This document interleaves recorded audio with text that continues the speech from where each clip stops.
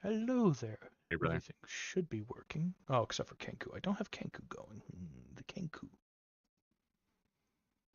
Which, if I remember, Kenku was... No, I didn't. I think I fixed Kenku to work into the Discord. I think. Oh. It's in. We're going to see in a moment if it's going to work, you know? Is it? Yeah. Is it in? Is it in yet? Oh, I love you all. Alrighty. He hates us. Don't listen. If I turn off... No, it is still not putting the voiceover. Okay. So I'll just have to have it on my side, so that we don't just have eerie silence in the background of our conversation.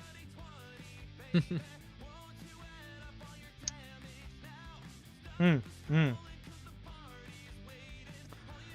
have a lady asking me if it's in yet. I don't usually ever have that question be asked to me, so this is a weird thing. New experience. Yeah, it's very weird. Very new.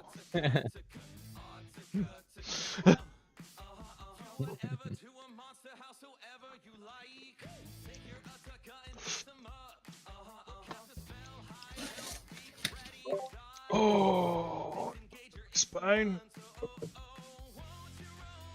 Mine too, please. I need to be cracked like a fucking glow stick at this point. Okay, I need your arms behind your back. I'll put my foot in your back, and we're gonna sit here and snap you in half. Hell yeah. I'm gonna call you the Slim Jim because we gotta snap into you. We have not played since the event, so anyone who is wondering, I got into a car wreck. It was horrendous. And Damn. my back has not recovered. And I Yeah. don't think sorry, it is man. going to. It's just what it happens. And as Fine, but somebody who's torn my muscles for my sides and my back and have permanent scar tissue there, I understand it. It's life ruining. I mean, changing. It's changing. No. Yep. I'm sorry you've joined the Bad Backs Club. yeah, don't recommend it. Bad club. Really shitty club. The benefits suck. Wait, you guys get benefits? You don't want them. Yeah, I thought I was just in this club and that there was no benefits here. There's benefits? You don't want them. club with benefits. Tisk tisk. What is benefits and why are we being clubbed by it? So, for the people joining us on YouTube, who are we and what do we do? Do I have any viewers on YouTube? That's the bigger question. I don't even. I've got to find a way to pop that up in the background. So that was always okay. Here we go. So I'm still trying to figure out the whole YouTube streaming thing. That is.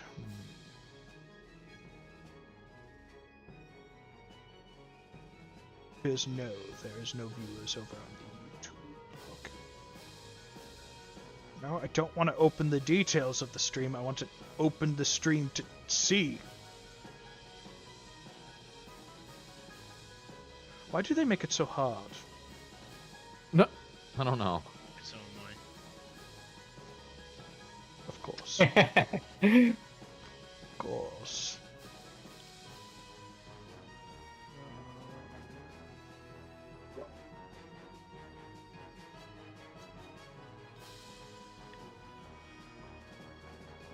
Ah. This will be it.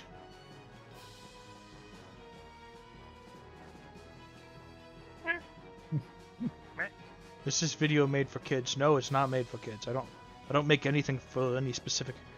Why are you asking me that? Why didn't you ask me that before? That seems silly. It seems weird. I think that would be on one of their checkboxes. Go make content. I would hope it would be, and yet.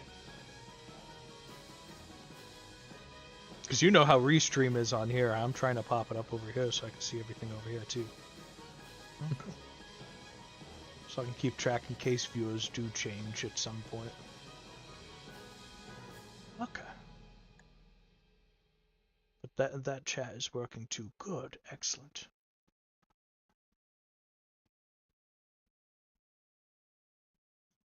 What's this? What?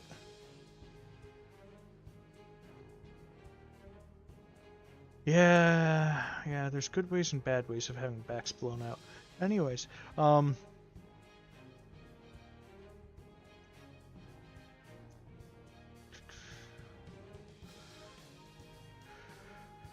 okay, so we were talking also, and we've been talking at length about the item in which Florence and his craftsmen are going to be creating for you all.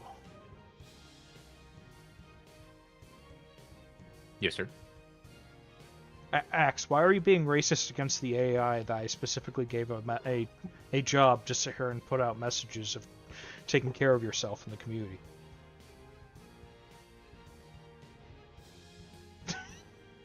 The freaking clankers are taking our jobs. You know, maybe that's why Lash hates Bebop so much. He wants to uppercut people, but Bebop is the one uppercutting people. You know, he actually has a voice line. This used to be an uppercut, but then I grew as a person. Pretty good. I'm pushing the Deadlock agenda. We need more people on Deadlock. Yeah, we do.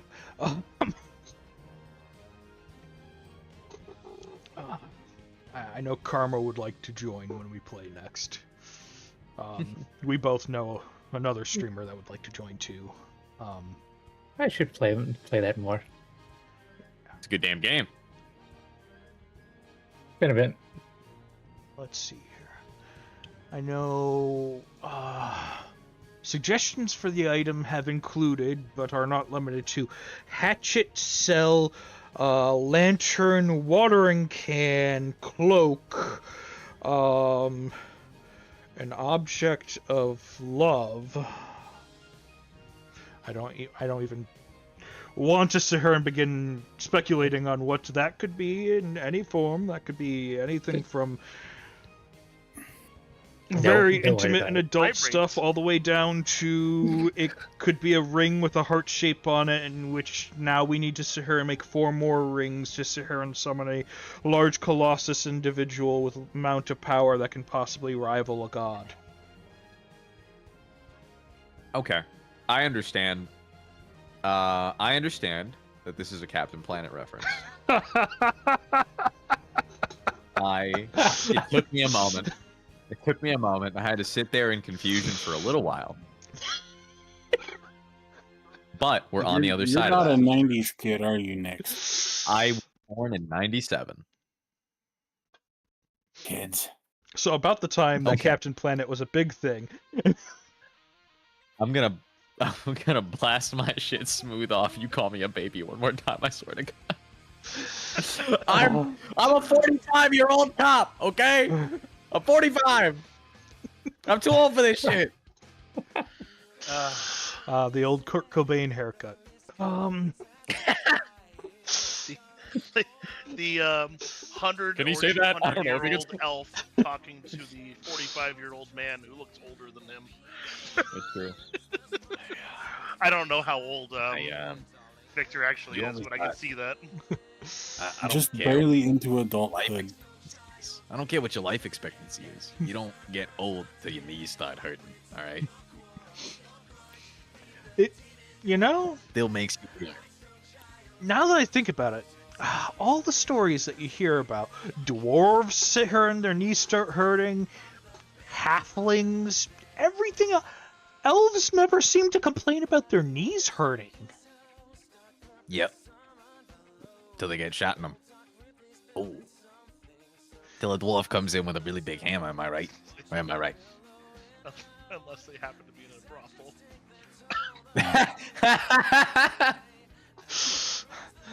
Yes, where they're professionally kept. Victor just glares at Asimov. Oh, yes, I forgot I did that. Yes, I forgot I put those in there. So, this object, would it have potential to have, like, an area of effect around it? Like, with the shard itself? The object is how you're focusing. To put it simply, the shard, the core, is a battery. The object is the thing in which you're pushing the energy through. And any further development into what extra functions you add to it is also a harnessing of said power. So the only thing that this shard truly has to it is an enchantment for light, and it is a shard of life.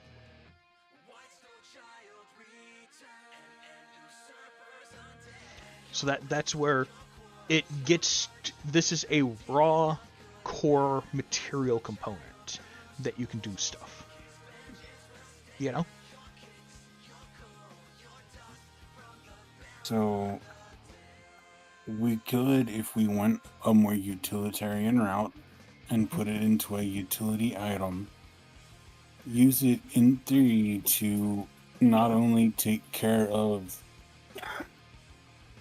the Julian on life, but also benefit the Fey realm, Victor's people, and other realms. Yes. Because if you make it into something that's going to be static after it's placed, it's going to be pretty much a one and done at that. If you make it something usable and portable, it's a little bit better.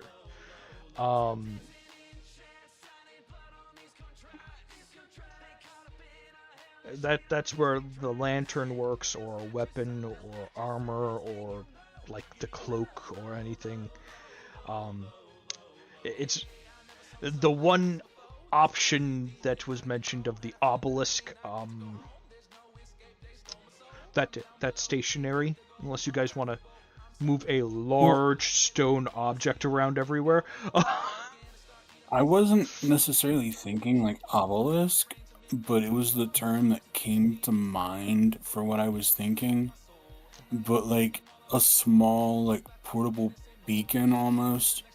Yeah, which you could do with like a lantern or that kind of stuff. Or technically, if you if you, during the purpose thing, you could technically turn something like a staff into such as well. Think Gandalf the Grey sitting here and smacking his staff on the ground and it glowing and that kind of stuff. So there are ways to purpose it to be able to do such things. So the form is not necessarily the only thing binding it to being a beacon of sorts, because that can also be part of the purpose or function of this item. You know, I actually kind of have an idea that fills the role of, like, killing undead, also fills the role of being an item that's, like, combat and non-combat, all in the same. It's kind of, I think like, I think kind we of, should kind of go- what I was kind of leaning toward the hatchet.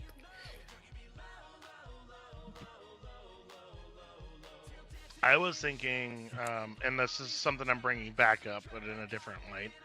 Initially, I was thinking of a different way of this, but I'm honestly, from what your situation describes, I would love a lantern that produces an aura that weakens undead around us, as well as possibly allows us to, you know, like, potentially do some other stuff with it, like, you know, see invisible creatures, or utilize it to find, like, specific hidden doors, or I don't, you know, it's like lantern item, you know, whatever revealing lantern type of stuff, but also potentially literal undeath killing machine. I like that. The other thing, the reason why I mentioned that is we tend to be a phosphomancy focused type of party, and secondly, it works for all of us, not just one of us, because whoever happens to be holding the item, any undead in that area could be weakened. Yeah. I really like that. Yeah, that's good. I honestly think that would be the best, like, catch-all type of thing. And that also gives Lycan some freedom to do stuff, and we might even be able to describe something, and he'd be like, you know what? That's a good idea. Let's do that. Is there anything you would want to add to this, Nyx or Stella? No, I'm comfortable with that. I think that's really good. So anti-undead, which can be done in multiple ways. You want to also reveal invisible. Is it just revealing invisible? Stuff like, just as an example, just say we're fighting undead in general, right? And we encounter a ghost. All of a sudden, the ghost is tangible while it's in the lantern light. Why? That wasn't a type of thing that we thought was going to happen, but it just happens to be something the item can do that we didn't even realize before. So the point being, I kind of want this thing to be, like, designed to be like, oh, this weakens undead in this general area around a person. It produces light, and that light is just generally against undeath. And then on top of that, we just have some random stuff that we might be able to pick up along the way as we upgrade the item. And that kind of meets multiple different standards.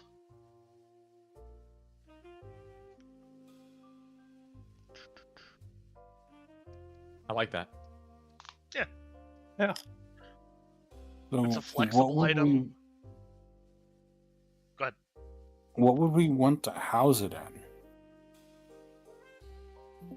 How big does it need to be? Well, for the most part, this can be just about any size, but to set a sort of rule of thumb, think the core is probably closer to the size of a billiard ball. Okay. So something like lantern, like lantern sized. Lantern I think a lantern sized, is thematically you appropriate. could put it on the end of a staff. You can have it chipped down carefully to technically be turned into other things, but the further down you chip it down, the more likely it is to become damaged and lose power. Yeah. Let's see here. Just stick it in some kind of a cage or something just to protect it. Okay, that's so all it needs. in theory, we could literally put this in like an old ship's lantern style design. Something we could carry, like attached to that staff or something And it's else. thematically appropriate if it's just this lantern. Yeah. Which I like. In more ways than one. I like it when the thing is narratively satisfying. Sue me. So anti-undead damage aura, you want it to reveal the unseen.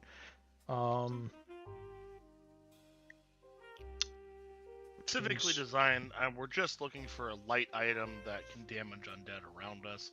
The rest of the stuff, I kind of want to just leave on the table of like, can we try this?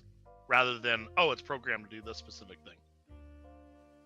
Like, I could see it making ghosts tangible purely because that sounds like something it should be able to do with its own abilities already. Well, that's the thing. Even if the ghost isn't seen, if it's got an anti-undead damage aura going at the time, yeah, doesn't matter if you see it or not. What's the other thing? I would love to also turn it into one of those like the like Catholic like incense burner things. And just absolutely beat the ever-living shit out of a ghost with it. Ooh, like a sensor almost. Yeah, sensor, that's what I was looking for. But I'm not asking to do that right now. I'm just saying, that sounds really fun. I mean, technically, there is nothing saying that it actually has to have a traditional lantern body due to the factor that it's the orb producing the light and it doesn't require fuel. So in theory you could design it almost like the Millennium Eye and just beat somebody with a giant eye that's just flashing light everywhere. Right? And then you could just attach it to a stick and beat people from a distance with it. There you go. But that's again changing it from a lantern to a bludgeoning device.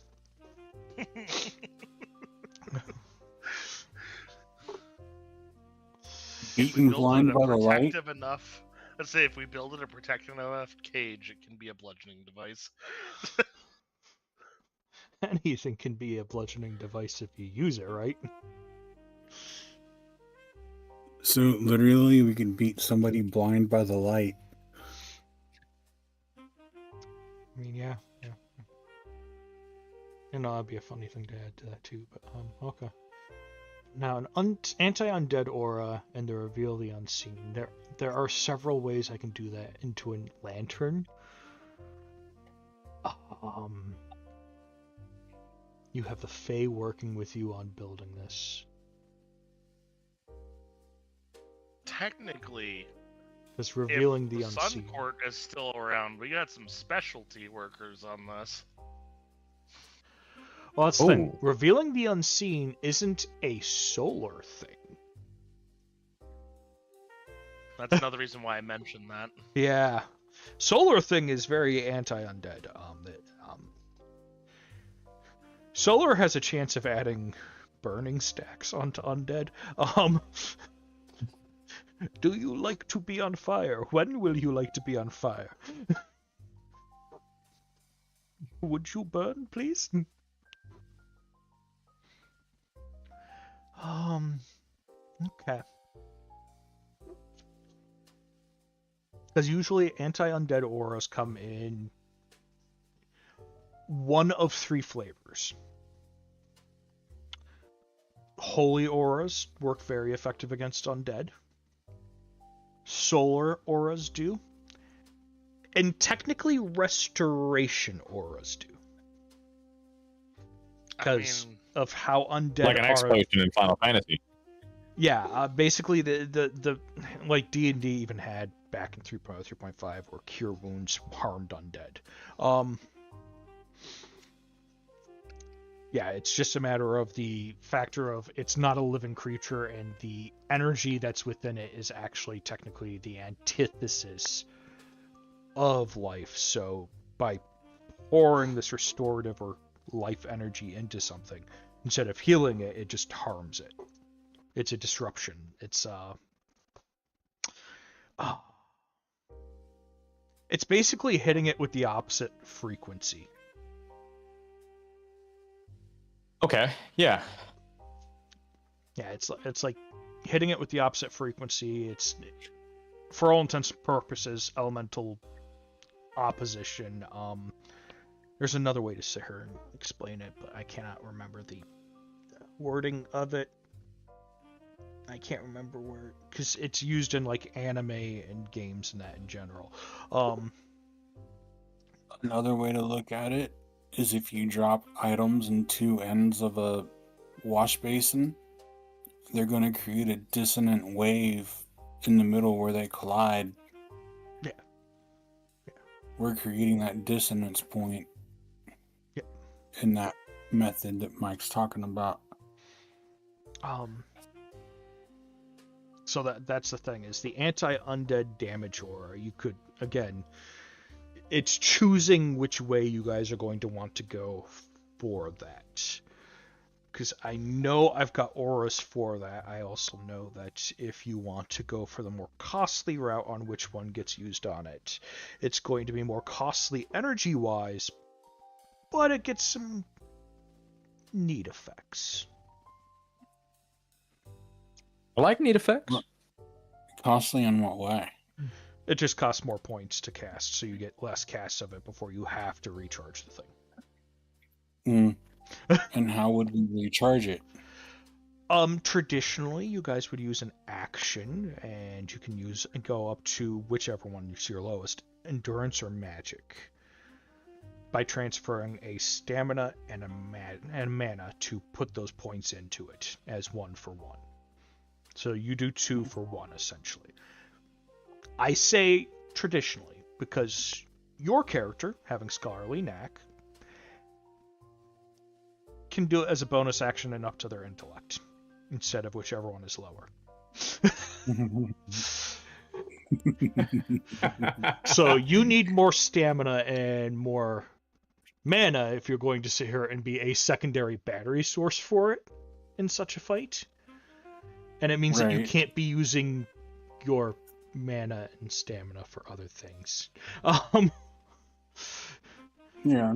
But you also are an abjurer and a war mage, if I remember correctly, which means all of your abjuration and all of your your destruction spells can be cast through your reserve pool.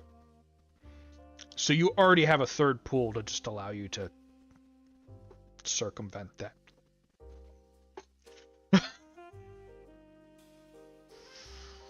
You're already kind of set up perfectly to be able to recharge this for the group. And that was entirely unintentional on your part. We never knew we would get to this point. Yep. That's why I said it's entirely unintentional on your part. Let's see here. Yes, because we have, for 6 points at T5, an aura that would do damage if you went with the lunar or the solar. Oh, for the solar, because it's anti-undead. Same with the holy. Or there is the, was it T7? No, where is it?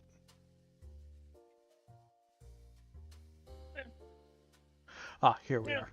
It's T8. But what it also does is it grants allies resistance against the damage type.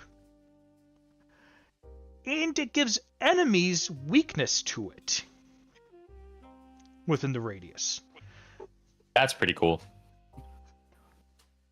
Now, what this also identifies then is if a creature has weakness, it's not giving you a bonus. If it's got resistance to it, you're taking away the resistance to the solar or the holy or whatever anti-undead damage type you're doing.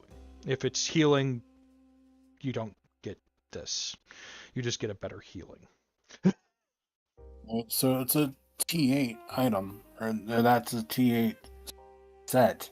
That would be a T8 ability, which would cost 9 instead of 6 per cast. And with a 30 pool of what the item would have, it means that it would deplete a third of it instead of a fifth of it. So it's a matter of getting yourselves resistance to either holy or solar damage, and granting the enemy's weakness, or just wanting to have a dot around the lantern. Because both of them get a dot, it's just a matter of one is just a dot.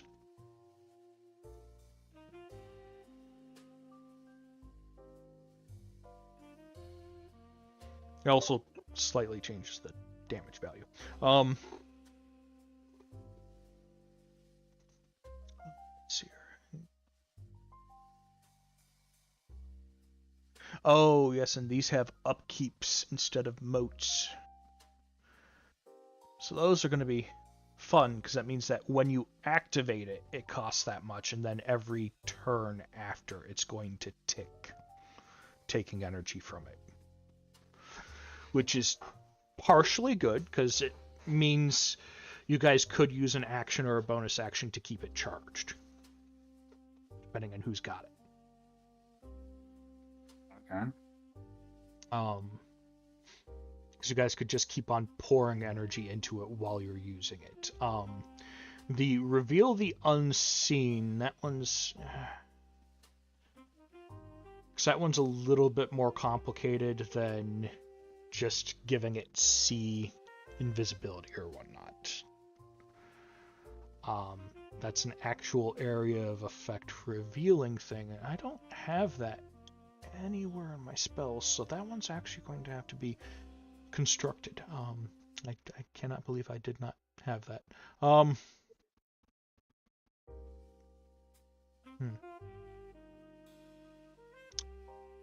Yes. I cannot believe I did not have that one. Shame on me.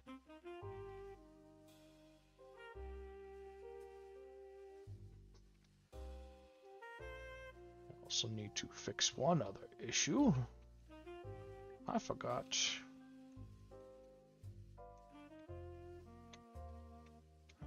I am actually missing...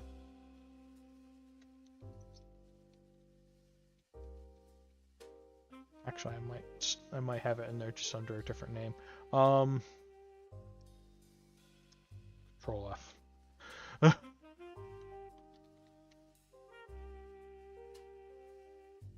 Okay. I have 10 instances of this. So that means I should have it.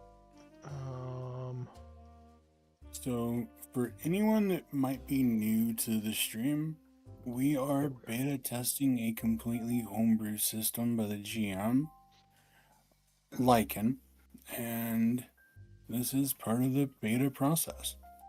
Mm-hmm. Okay. So I do have Detect Life and Detect Unlife. But I don't have Revealing Unseen things, because the thing is, I can sit here and set it as like a reveal invisibility. But that doesn't help if something has something other than invisibility.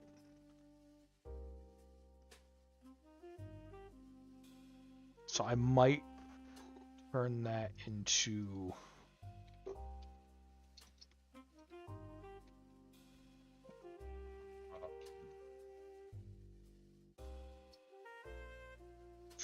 It's divination, no doubt. Probably Maybe it's something that it's loaded with, but we have to activate it separately. Yes, it can only be one or the other. That one is probably going to have a moat. Maybe.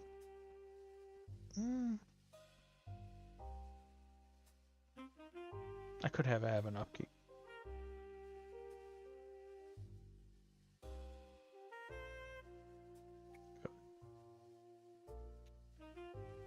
But yeah, it would be something that wouldn't be able to be activated at the same time. Yeah, because it would be lunar versus solar.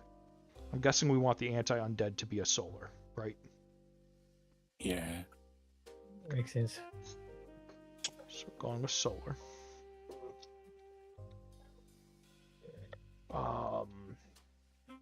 So then the difference is going to be between aura, which is just the damage, or if you guys want that resistance and weakness, which would be radiance.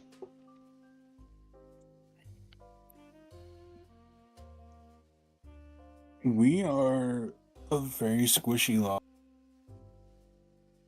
So I think That's Radiant would be the way to go to give us any help we can get.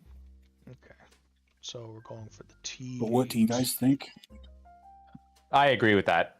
I think we are pretty damn squishy. Yeah, and it would have helped in that team battle that's literally having two people that could just sit here and suck up, now just one that could suck up solar energy, right? No, I think I was letting Axe to it, but technically he's a I was lunar. gonna say, yeah. I have phosphomancy num-nums.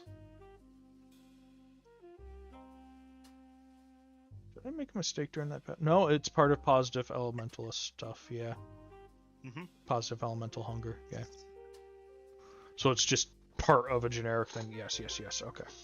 Which allowed solar and lunar. Okay, yeah.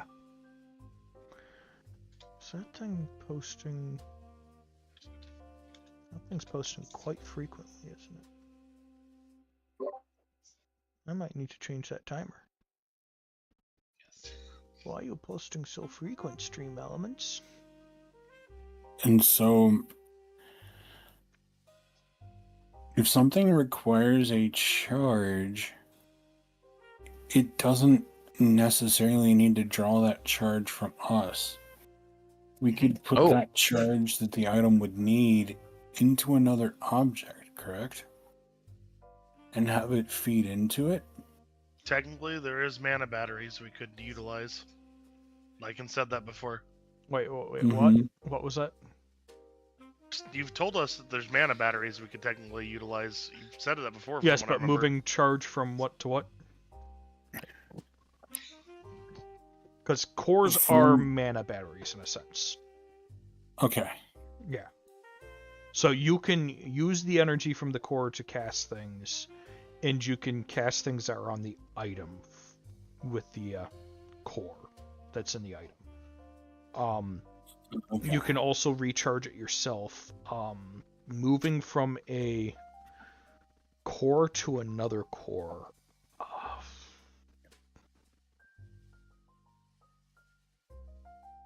I've never thought about that function for the game. Do I want to allow that?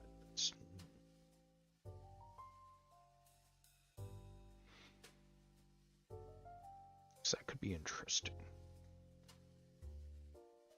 Also be very dangerous because that means somebody could just walk around with like a bunch of lower mana crystals and just constantly recharge artifacts easily.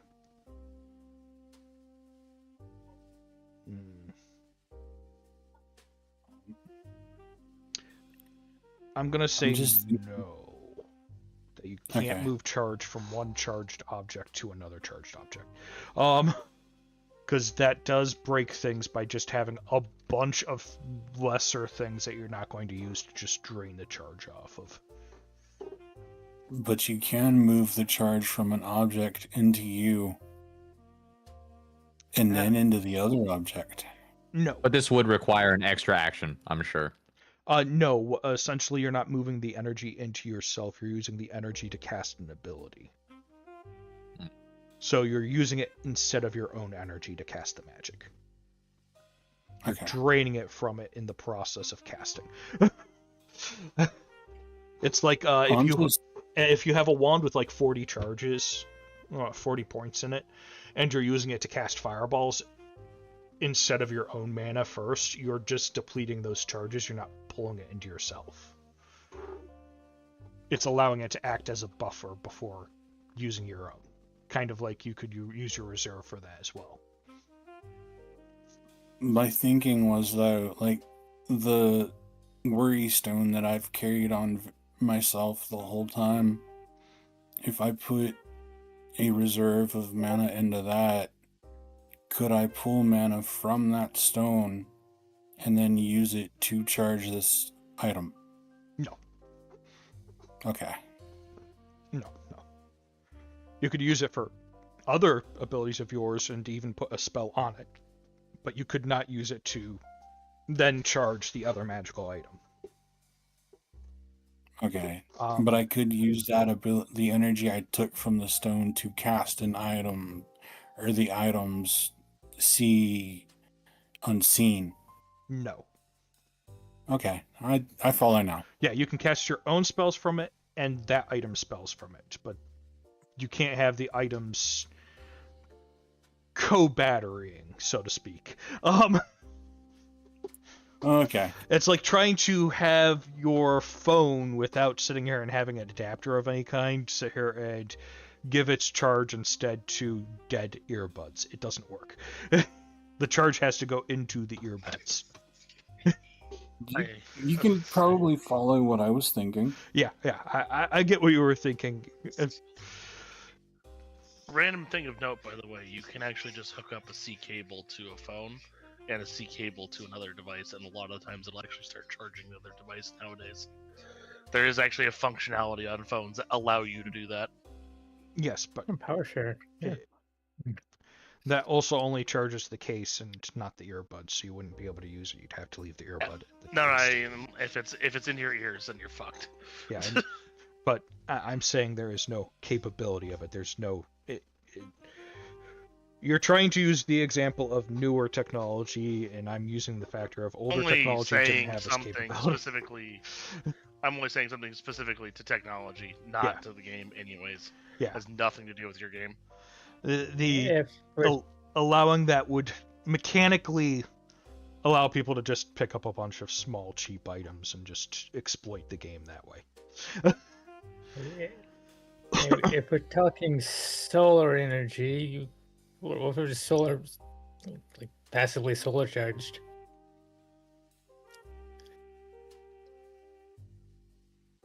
Well, that's the thing. Assume it's not just a battery, and that it does the same thing that D&D does and recharges at dawn, so to speak.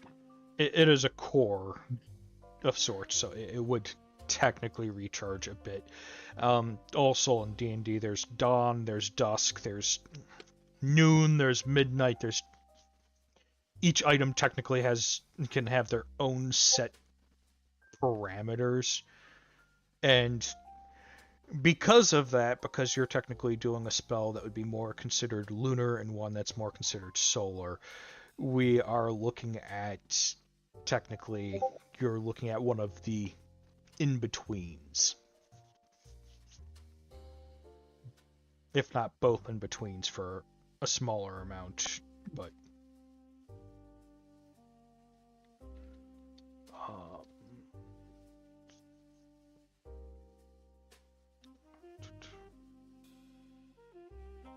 Reveal the unseen. I could do it as a moat, or I could do it as... Because I'm also writing down some details on this. Upkeep would probably be best to... Because you probably use it as a radius around the user.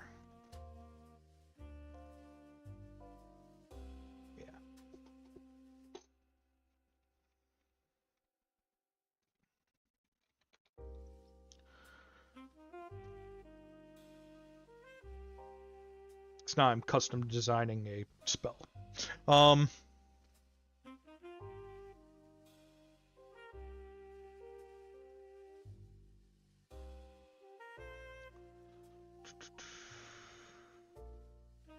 Scroll down here because I need to type up some of these charts. Because I don't think upkeeps had the same issue that AoEs and durations had. I have special rules for both of those for cost.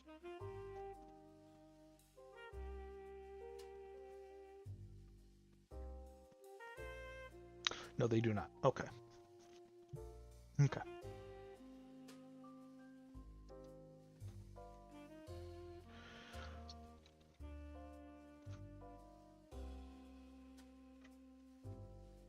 So that tells me how much they're going to cost. So yeah, that's not bad. Okay. If those are the only two functions you guys want on that. They're still fairly expensive functions. That is to be expected with how useful they're going to be. Okay. So I've settled on the lantern design and appearance. Unless you guys put inputs, I can just take inspiration from the Fae. Which means if I really wanted to, I could have it suspended in a small bottle and looking like a fairy. Oh. Hey, listen. No. Detail. I hate that. Okay. And we went with just damage and not healing. Okay. So that means that this is not getting a reduction. Because it's just a base life. Oh, light? Okay. Oh, actually, no, you guys said phosphoramancy is what we're changing it to. Yes.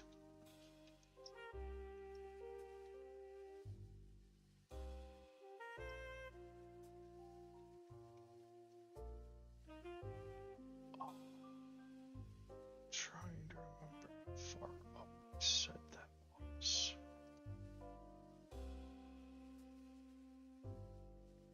I'd have to dig through a bunch of things so I could just look here.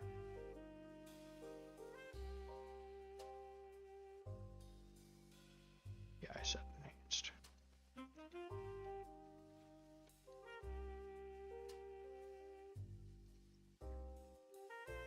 With phosphoramancy instead.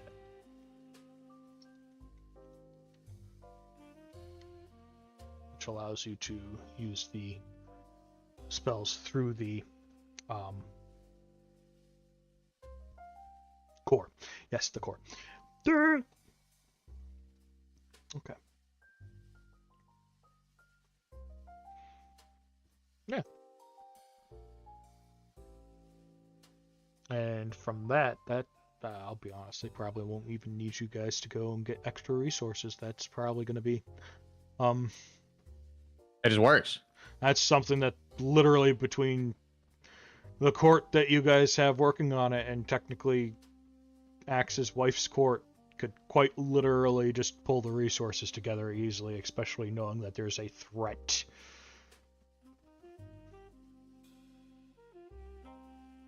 So, even though it's not their court's threat, the fact that that's something that's a shadow creature now and undead is a bit of a threat and a problem. And it does become one of those, well, it is for my husband and his friends and my wife.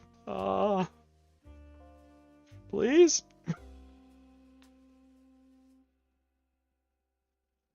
So yeah, that's good. That fixes having to sit here and potentially track down any components for this shenanigans.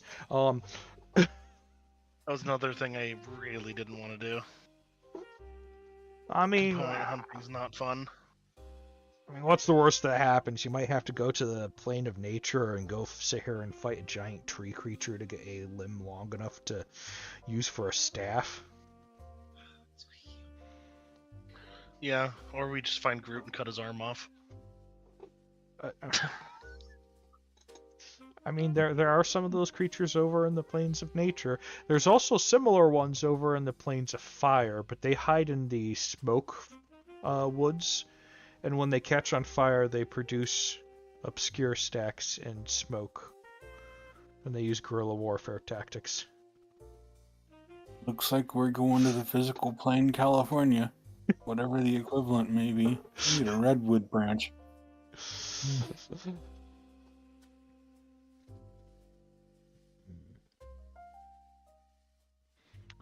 Oh, and thank you for the follow, Amethyst Witch. I appreciate it. So that means that this item is for the most part done. I will be honest, you only really have 3 charges per. Oh, did the sound not come across? Wouldn't be an audio component, so it would be...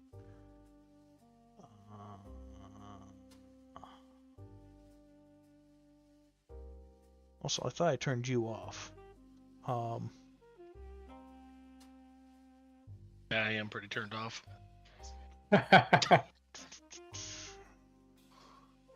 Beat me to it.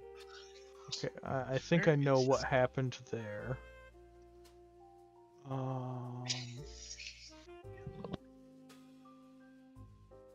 Because I keep on hearing these go off. That's why I was...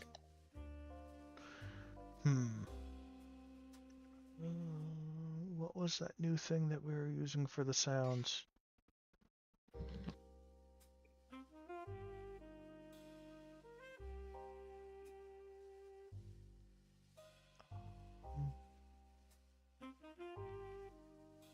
There's so many things in here. Wasn't GG, was it? No.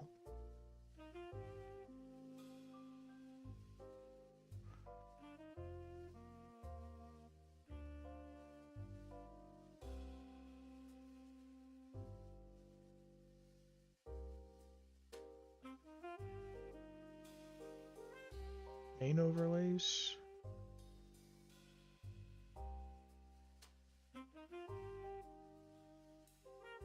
No. I'm working on it. I'm trying to find the folder. I have a folder that's supposed to have it in there because I can't remember what I named the thing. Things will be refunded soon. Front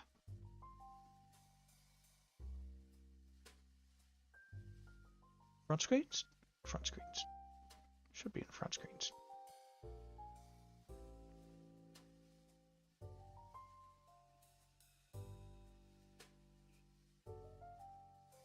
Private.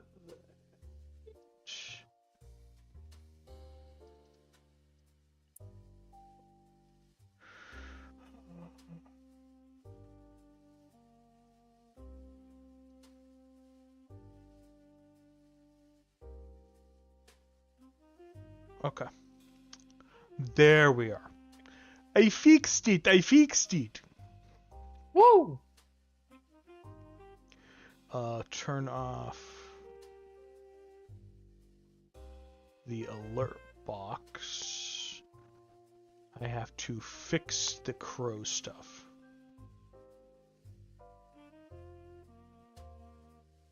Okay. Now that I fixed that, I still might want to reduce that audio because that's actually pretty loud. Didn't come through?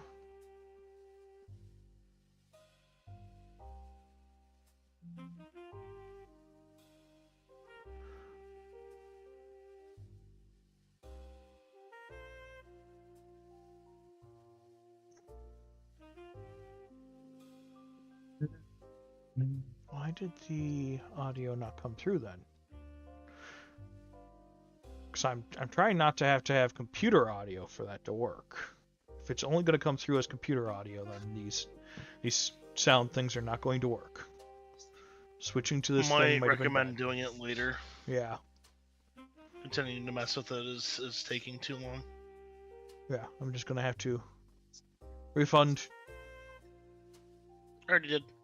Oh, you already did. Okay, okay, fine. I went to go refund, but apparently somebody already beat me to it. Yeah. When your moderators are doing their jobs. Okay.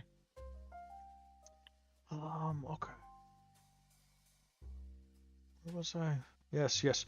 So we have the item. You have pretty much 3 uses of either of the abilities before it's going to run out, because it's going to be 9 or 8. I think the only other thing we're going to be looking at then is how refined are we going to want to let the core get? Because when you're using the core to cast things, it's using the core's skill. So these abilities are going to be technically getting a bonus from the core. At least for... Oh, no, for life and... Stands? I would say just make the item. That's going to be better off. Yeah. Because you can always have the core later refined, as well as the enchantment. So that's going to be normal for both then. Okay, so that's not going to add any other bonuses. It's just going to have... Okay. So that's good. That's good. That's great. It's going to be very basic. Refining might require... Technically, for the life core, it's not that hard. They just have to... find a way to gain life force to put into it, and I mean, this is the Feywilds, and yeah. How many Fey deals are I get a third of your life? Just grab a red cap, it'll be fine. Yeah, of course, Axe would be like, just grab a few red caps or grind them up and throw them in there.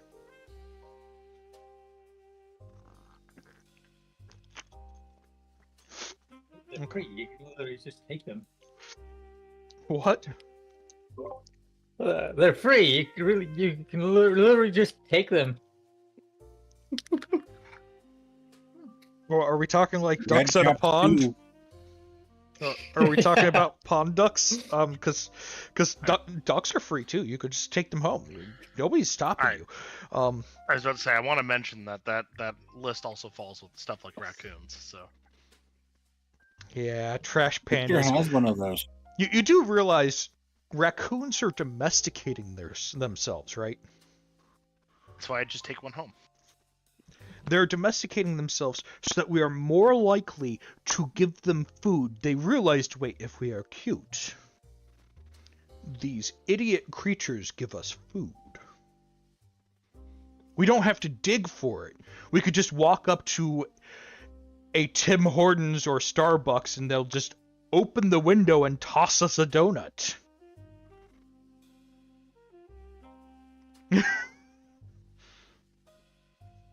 Needless to say, it's the same thing cats did to us. Hey, yeah, I live here now. This is true. Dogs, we had to catch them. We had to train them. No, cats were just like, I live here now. But that's why the dogs love us. We had to work. I don't know. We still have to work for cats, but they just like walked in and were like, hey, yeah, I ate that mouse you had a problem with. Can you give me some more food? Why? Because I live here now. Who said you live here now? I did. So we've kind of got the item ironed out. Yep. So next is you. I know you guys were talking about. You want to talk to Florence. See about getting certain things.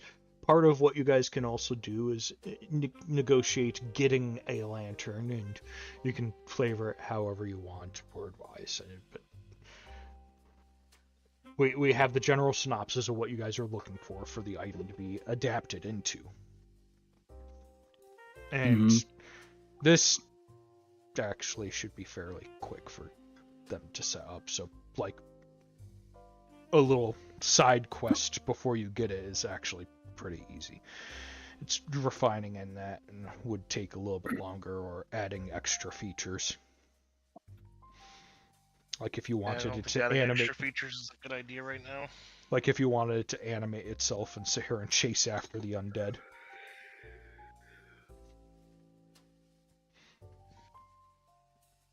A T1000 light bot. Just thought of something horrible. Put it on the neck of a Dullahan and have the Dullahan chase undead around. Because remember, true Dullahans aren't undead. And that's the scarier part. True Dullahans are fey.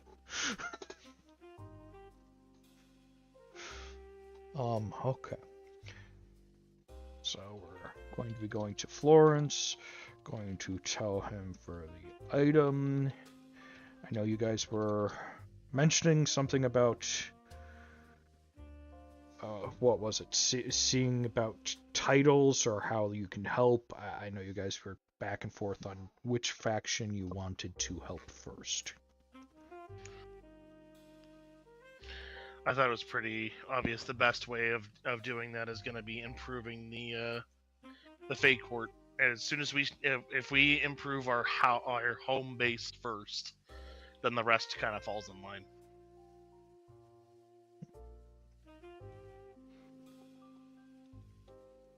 Yeah, we've kind of developed a plan of action here. Okay. But I still like the fact that this is going to be part of like a reward for helping Florence so much, with us being kind of kept from the titles for now until this is dealt with. This is kind of like, okay, we're still fond of you and we still understand we owe you. Have this item that is a very powerful object and use it to accomplish your mission. That'll go a long way. Yeah, because part of it is, yeah, you're defending the Fey Court against his now corrupted brother, but there is the other problem lurking in the darkness behind the brother, the first Belmont, just going, dense puppet. Not to mention the other version of me that's just straight up evil. Oh, The one we deal with on a daily basis. No, he's talking about the one that's a serial killer. And The one that knocked off his party.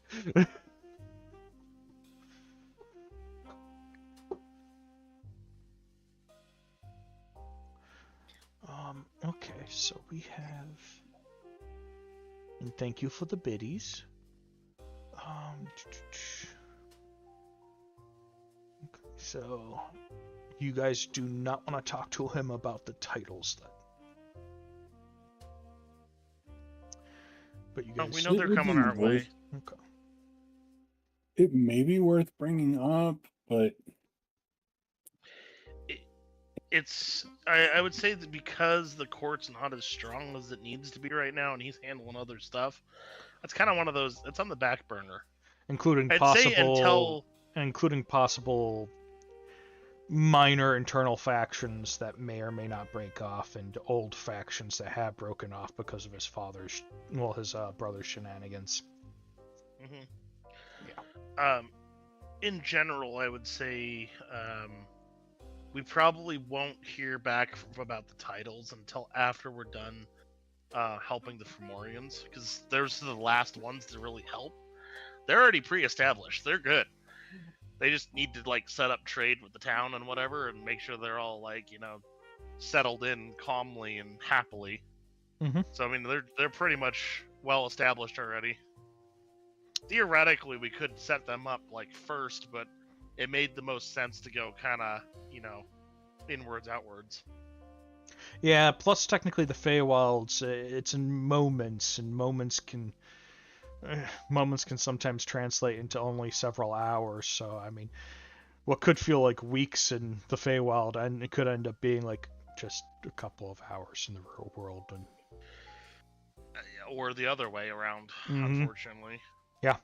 So that could be a thing. Victor, this is your village. Do you want to go and help them first and make sure that we don't run into any large time jumps due to the Feywild? Or do you want to help our courts first and then make your way to the town, not knowing how long it's going to have been?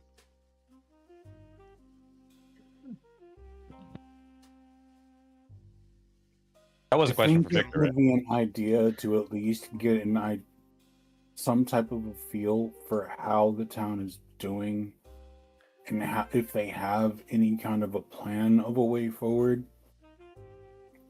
Maybe we could lead certain agreeable leadership to meet with the Fomorians somewhere to start establishing trade or come up with a way to do that.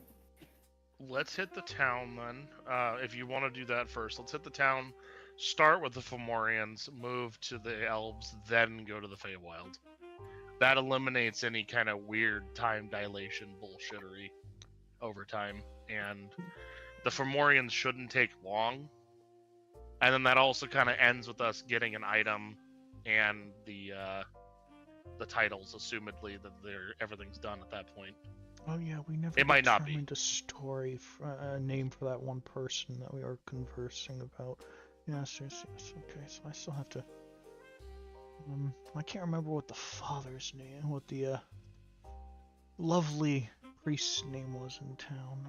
Where was that? I've got that somewhere. No, I do. Don't mind me, just planning.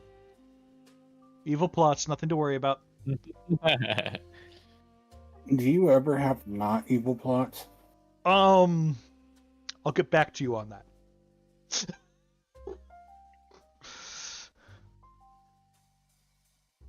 Was it Noted. Fitzpatrick or was that Finnegan? I'm pretty sure it was Finnegan. Okay.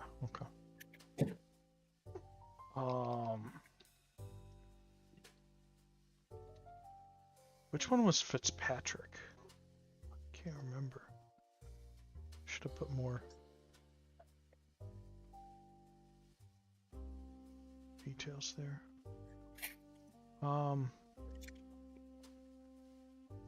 I am innocent all the time. Thank you, Karma. It's not allegedly. Somebody's sucking up.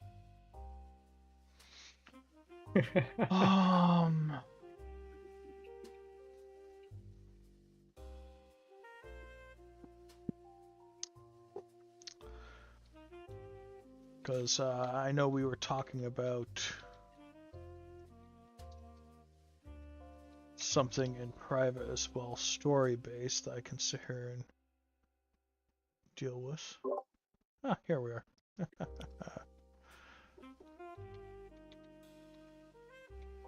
So we have Brian, we have Victor. What am I going to name the first one?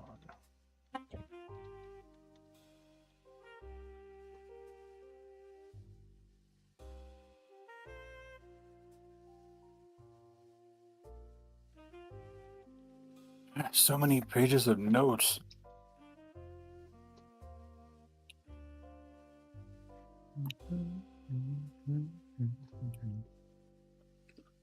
Because this is something that even with the time skip I plan on having to mention.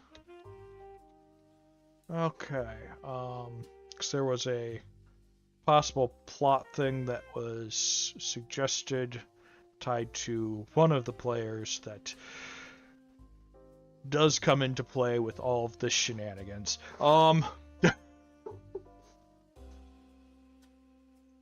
Okay, Okay, so you guys are instead going to go to deal with the Fomorians first? Yep. Kind of reverse of what we were planning on, but you know, the fact that the Feywild is really unknown when it comes to how long it's gonna be. We could be here for weeks and it'd be fine, or we could be here for minutes and it'd be like a freaking year. There's no way to know. So then, are you going to be talking to the Fomorians themselves, or talking to somebody to try to set up the trading with the Fomorians and to try to get negotiations going between the two? Let's start with the Fomorians themselves. I'd say that's the most arguably best way, because you know, big scary dudes, and then going to the town versus going to the town then to big scary dudes. Sounds good. It depends. If you're bringing negotiators around, I would think you would want to take the small negotiator that has a decent amount of courage to negotiate with the big people, than instead of the big people to a mass of people who have just had an entire issue going on. No, I agree with that too, but I'm seeing, you know, prepping one for the other isn't a bad idea, but Yeah. I agree. If we could find someone who's willing to come along with us to start a trade route type of thing, that'd be best. I don't know where to start with that though. That would be one of the leaders of the town, so mayor, if the mayor is still amongst the living, or the person Cracks that Knuckles, seems... he will be. Huh? Cracks Knuckles, he will be. You're gonna be alive one way or another. I will beat life into you. Okay. That sounds really suggestive. Please do not beat any life into me. You'll like it. No. We always look for consent when beating life into people. Okay, good. Just making sure. Karma! I'm grabbing the spray bottle for this whole stream.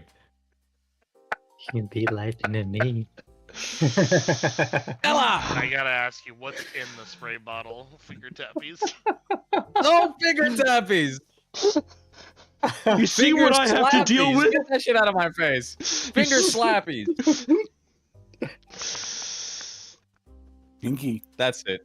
I'm making ice pops out of Jaeger and making each of you have one. You know, one of my favorite drinks just so happens to be called Stormtrooper. That's where you take one shot of peppermint schnapps and one of Jaeger, and you have that. It's like a candy Sounds pretty cane. good. God, I wish I had money for booze. Same. Belong in Horny Jail. You live there. You have the keys for it. He even has a nicer cell than everyone else. Okay, so the paths we have is talking to the town, or you guys are saying you want to do talking to the Fomorian. Talking to the town, we have negotiations as a focus as well, and trying to see how to help. Knowing who is in charge, what little you guys do know, it was the Resistance, and everyone kept on falling back on Brian, so Mr. Finnegan, the young priest that took over, is kind of the... That's right, Fitzpatrick was the old priest that retired. That's right. Yep. He retired to join the Resistance against this entire Fey incursion because he's war buddies with your dad. That's right. Now I remember who the bloke is.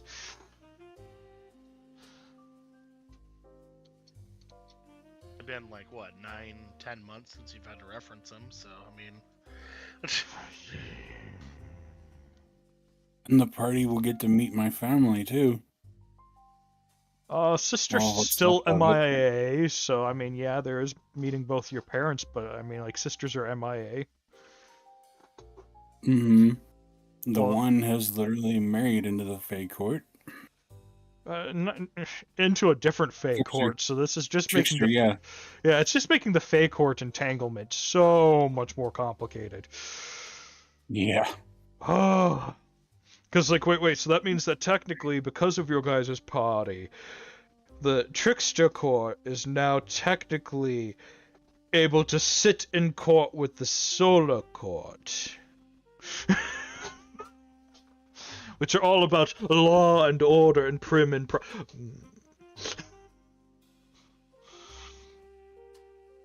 That's not going to be drama in the future. But no, you do know purely that through Stella and Lady Mordred. I know. But you guys do know that the leader is Brian Finnegan. You guys do also technically know, because I know I have that in the notes. I should have that in the notes. I can recognize the names once I see them, but where did I put them? No, it's not Karasha. Everyone. Gortash, Hagatha. Yes, I have them somewhere on this list. This list kept on growing, so I'm trying to put the ones that are actually important to this area in one area right now. Haliak. Where are you guys? Hagatha's niece.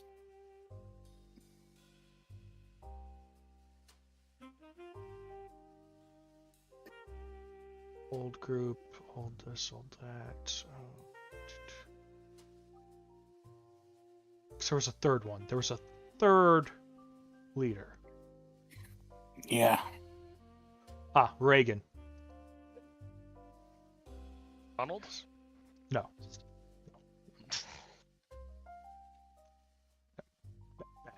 Bad. Is it gonna trickle down though? No. Trickle-down economics has always been a bloody lie.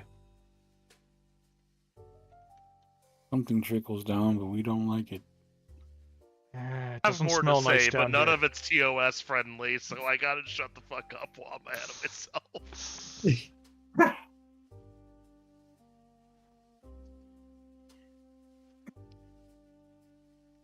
Yes.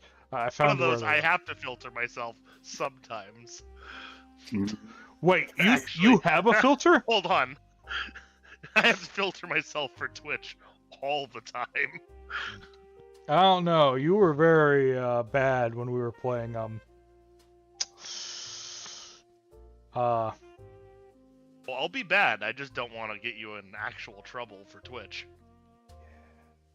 That's why I always have it rated M for mature. You can make backdoor jokes. You just can't be explicitly going into detail. But sometimes we like going rogue. So we've kind of got pathways plotted out. Raven in with the save, redirecting the conversation.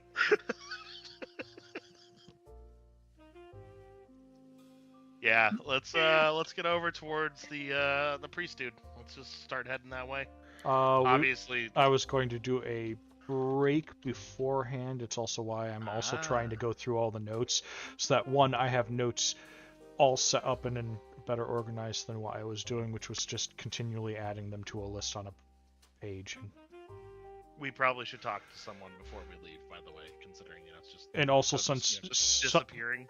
Yeah, and since some of this stuff has been like 7+ months, it's also refreshing not only my memory, but all of our memories, and going to be slightly introducing some of the things to Nyx, which is still going to have to be explained in character, but it'll help Nyx out, and also reminding the old viewers and the new, and pretty much telling new viewers what's going on. So Florence, we have Lord of Silverlight over there. We really I need to. don't want to eat mechanical grease with a spoon.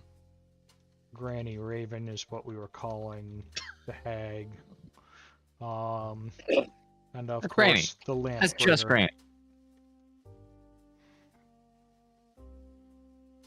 No, if I remember, you called her Granny Raven. Really? Yeah. I think I just shortened it to Granny eventually, but if I named Yeah. her Granny Raven, that's pretty good. I'm fine with that. I was about to say, I'm pretty sure it was just Granny eventually too. Yeah, it eventually mean, devolved that's- into Granny, and with hags, especially if they take you in any way, it becomes one of those. Yeah, you know it. Yeah, that's about right. I mean, I am that's Grandma. how I view her too. Like, oh hey, you want some tea? Can I have a hug? Want some cookies? Not those ones. They have fingers in them. Actual lady fingers.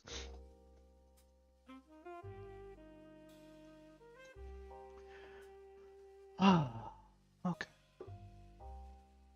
So I think that has everything in there. So it's just... So it's the town that we're going first, okay. This way I can number them. 1 town, 2 Fomorian. Because where did we leave off? I think you guys were still at the house, weren't you? Or did you go back to the Fey Court? I think you were still in the house.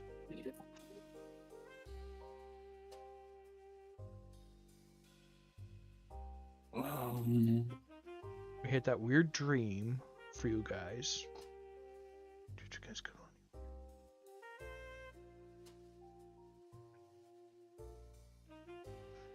on? Yeah, I think that it may be an idea to take a break and then come back with that knowledge if we've posted the video. Yeah, the video is live, and I also have it on my hard drive. I'm trying to pull that up. Thankfully, I don't have computer audio that will automatically pull into streams. That's good.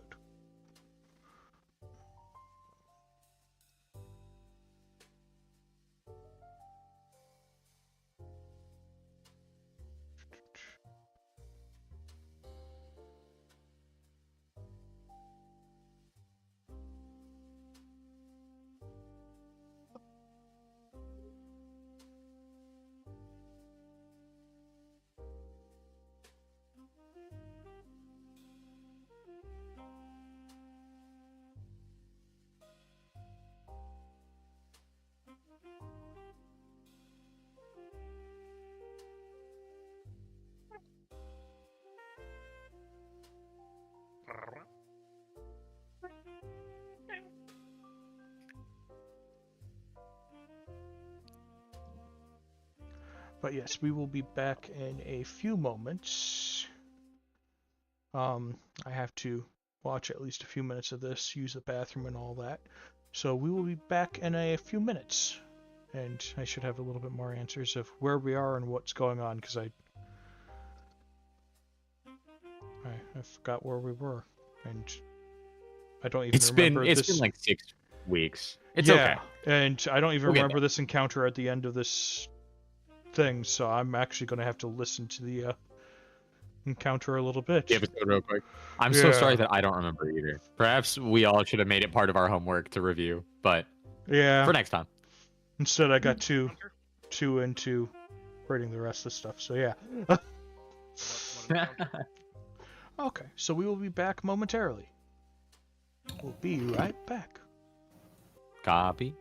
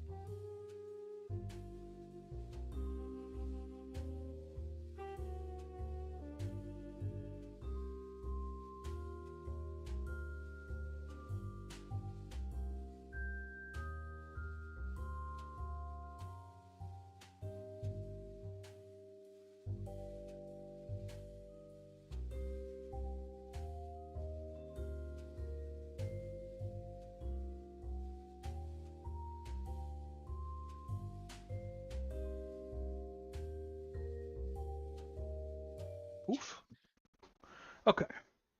So yes, I have found out that the line that confused me just so happened to have been accidentally us making jokes and going on a tangent at the end of the session. So it wasn't. We never do that. No. We don't It even do happens. that in the middle of the session. Always on task. Always.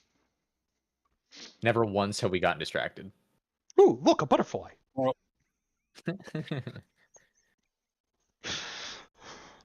So what did we find out?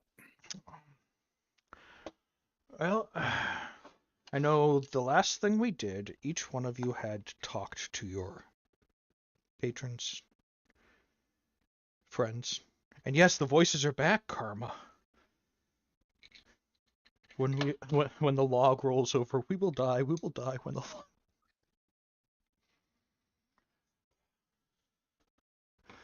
And in case we do start playing tonight, we might want to have dice on the table.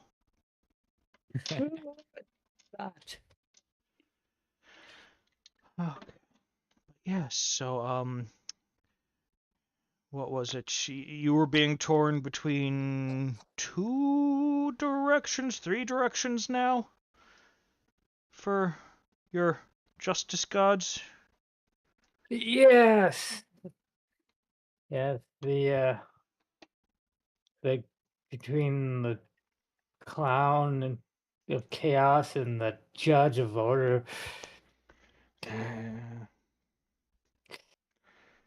Neither of them Yeah, are fun. like yes, Stella is just naturally like not particularly like trusting of Is it because the one's a clown, or is it the chaos? I mean, yes. Uh,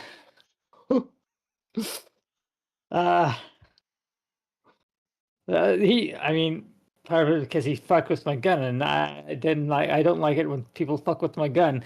I mean, what's the worst that's gonna happen? He turns it into a cannon? Bitches love cannons. Bitches do love cannons. Bitches do love cannon. However, I've been aware of this for years. Bitches love cannons. Yeah. What is that, an anti-tank rifle?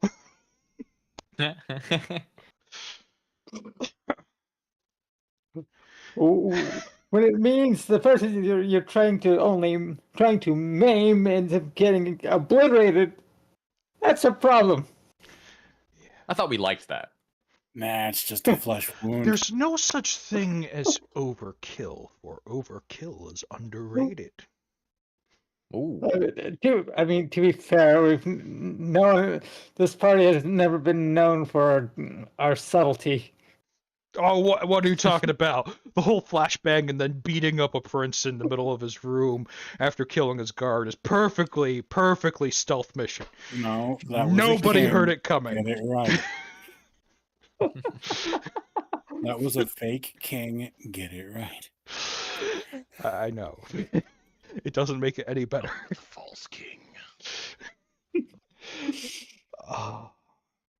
Okay, then we had the... No, as it would. Go on. But yeah, anyway, like just the things of thinking over and perhaps try and commune with and thinking maybe somehow commune with the gun. Yes, you want to commune with the gun eventually. Oh, that's gonna be fun. Anyway. Yes. Welcome to Legion. That's gonna be fun. Let's connect with the Legion.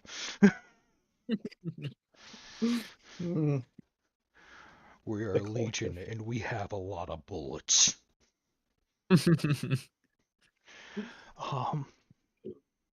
Socialism intensifies. Socialism. Smith, It's the superpower.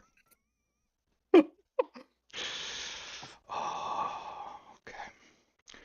Then we have Victor got a bell and a mantle, which apparently I forgot to make a oversheet for, but that is fine. I don't think that that's going to be rang anytime soon, because it only has one charge between everything, so it's good. You have to Rings complete. bell. Oh, there goes your one charge. I guess you're gonna have to complete a contract before you get another one. Yeah, but Victor sat and talked with the ferryman in the dream, learned a little bit, and decided that he did want to take up his grandfather's role in service to the ferryman in exchange for certain things. The ability to possibly take on his mantle is one of them. But Victor is going to have to go to the lake shore and meet him. And there is a time frame on it. Sort of, yeah, sort of. And this is definitely something he's kind of looking forward to doing in some ways. In most ways, actually, because it's carrying on something of a unknown but seemingly like a family tradition. His family's got a lot of strange secret dealings or not spoken of dealings. Yeah, you don't want to take on all the family traditions. Oh no. He's found his one and he's good. You sure? You could be like Azeroth and just start collecting pacts and deals. No. Everyone says that, but how many packs have I done recently? And how many period, cards do in you general, how many what do I have? Cards. I have technically I have multiple decks for good reason, but Mm-hmm. are you talking about my inventory deck? Which I really badly want to use as actual like throwing cards at some point. Throwing tables and chairs at people. Suddenly a chest full of cursed haunted items. Wait, we need to put that one back! What was that? Don't you worry. Smack them with a card, suddenly a pot's on their head. Azeroth throws out Pandora's box. Pandora's box opens. Well, I wouldn't put it past that. That would be very fun to throw that at somebody.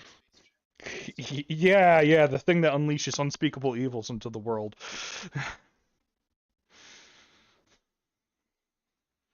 But okay, let's see here. Nyx met the entity inside the book. The entity that is the book. Only to find out that technically the book is part of a giant prison system of a giant lich being that has found a way to make themselves lich by attaching himself to many written works hidden amongst spells. When you're smart enough to sit here and associate yourself as just a name, and then you put your name in things, and you get rid of any recollection of who you are. So it just seems like a magic symbol empowering things. Why do we put the symbol in? I don't know, but it makes things go. It just works. Don't question it. Yeah. And that was originally from a different campaign idea, whatnot that I had for a different game, but so this creature is going to be slowly evolved before you get to see it. That's gonna be fun. Because I can't use the original concept of what it was that did this, but I can use the concept of the creature and how it achieved its immortality. So that means, if I say it used to be a beholder, that's not going to help you any in the future. Anyways. Then we had a whole conversation with the first Belmont, trying to warn against certain things, and explaining why he's done the things he did, and I believe the phrasing was, when the bad guy isn't really that bad.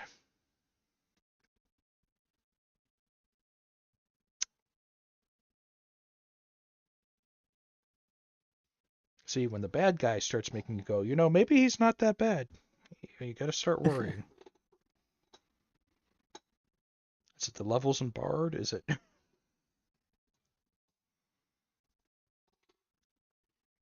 seems like every generation of the Belmont clan has that one person that goes around fucking everything. Everything. Please stop fucking things. I feel like that's just the Belmonts as a general, though. Not I all think, of them. honestly, I disagree. The twins didn't fuck things. Oh. Maybe they got to start. Fuckers. They're dead. Oh. Guess they didn't get the chance to start, fuckers.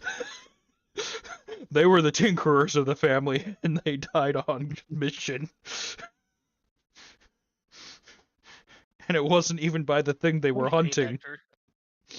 Vector. You're saying they were on the receiving end. Not entirely. No.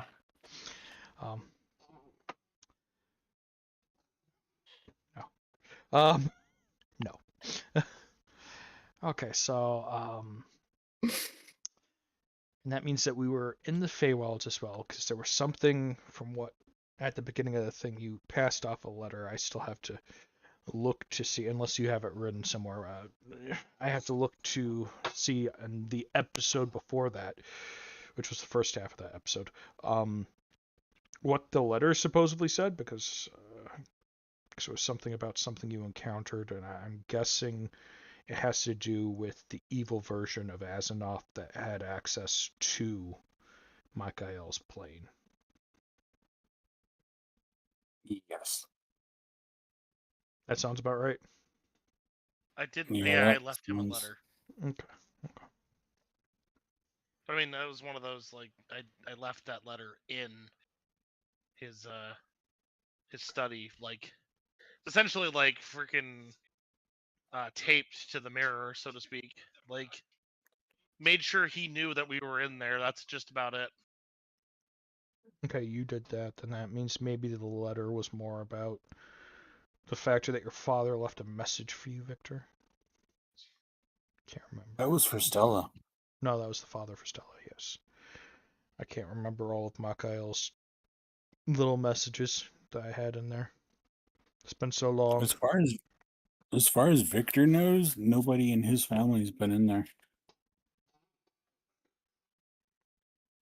As far as you know, yeah.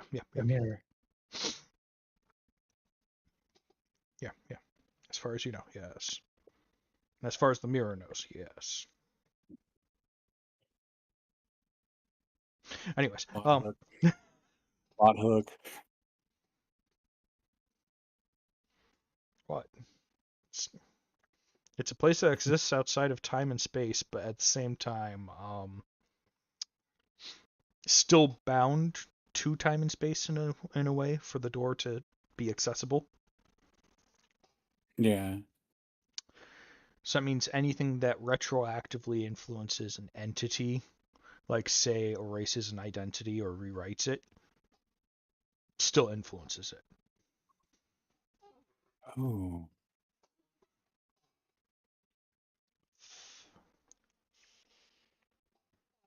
Noted.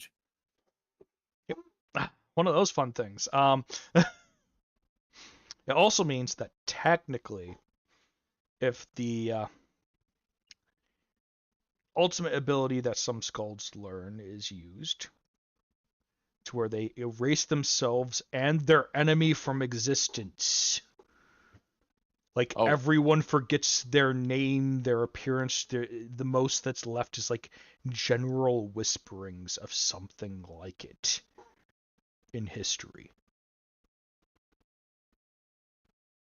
Like, it gets rid of, like, everything of the two. Now, if that's used, it erases it even from that library.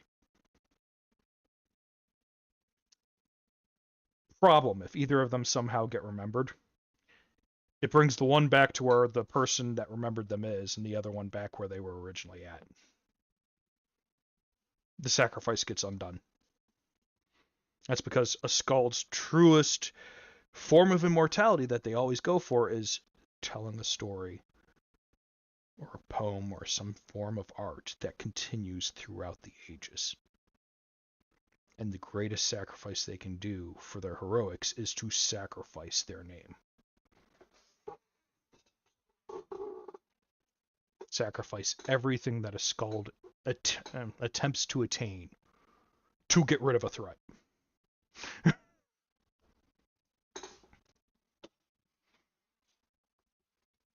Don't worry if you guys sit here and start finding weird hints at names later on that. Don't worry if you accidentally sit here and bring back some sort of eldritch horror that had to be sealed behind a "we're just going to delete the two of us" game. You love getting off on our pain, I think. I mean, I haven't even put you guys into chapter 4 yet. This is chapter 2. Chapter 4, I plan on having gods and large monsters for you to face. I do like multiple health bars.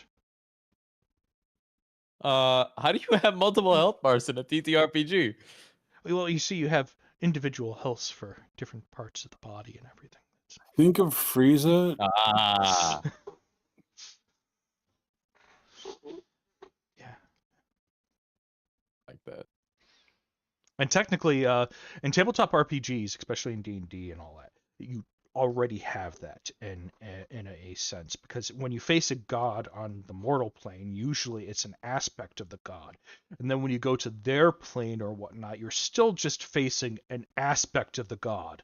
For you to truly kill it, you then have to kill the idea and essence of the god.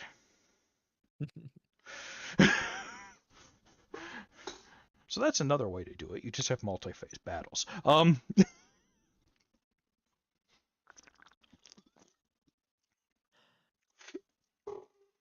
Don't worry, when you guys get to do that, you guys get to sit here and meet some very nice family members and everything else. I mean, definitely not family members to anyone in the group. The ship that's rotting in the middle of the woods isn't a symbolism of a connection to things. No. Mm-hmm. So do we want to talk about weird entities in my world? Yeah. So we can continue talking and plotting, or we can sit here and go to the talking to the head of the town and or the Fomorians and starting to open negotiations. And choosing who to send where for negotiations. Yeah, because it's already 10 after, so what do you guys want to do? I mean, I'm ready to just time skip straight over to the Fomorians. I just wanted to at least let people know that we're leaving the Feywild so they don't, tweak. I mean, you have a wife there. You can just. We can Also, double check Yeah. with my wife if she needs anything else.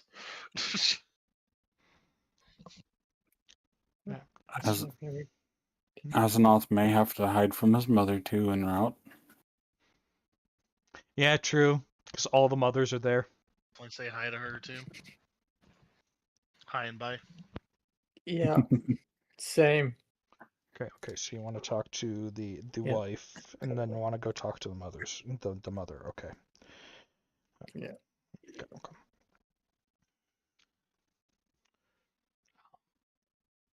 Okay. Wait, weren't you guys staying in the same room as your wife? Yeah. So you guys Stella, probably just woke up from your weird dreams from that to her being there. I mean, depends on if she wanted to room up with us or not. You know, it's still pretty early in that whole relationship.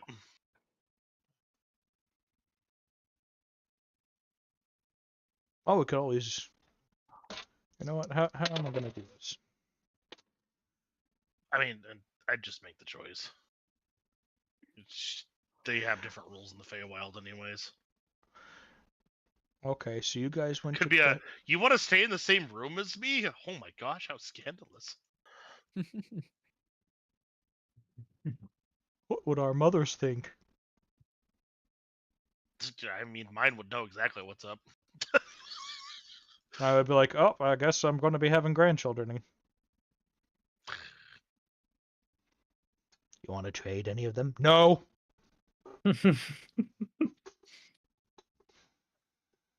Are you sure?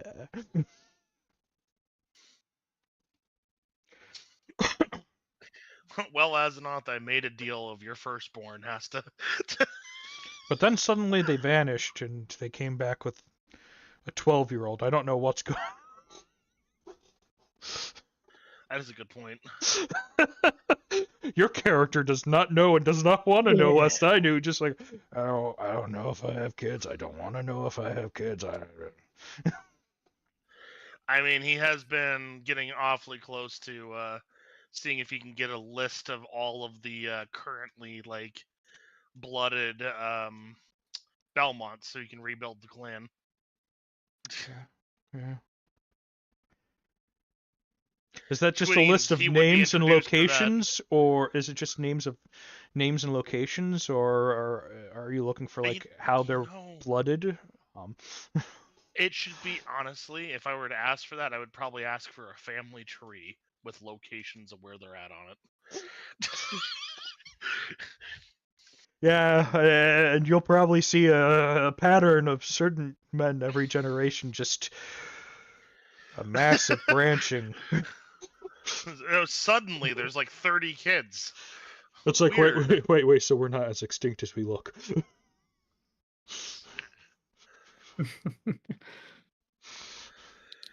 Just need some recruitment. And hope that they have some talent. Okay. So, with the dice I rolled, I was rolling to see if she would, or if I was going to go with a comedic method of waking your characters up. And what you're going to get is the window blinds ripped open by your wife sitting here and shouting for you to wake up. It's time for breakfast.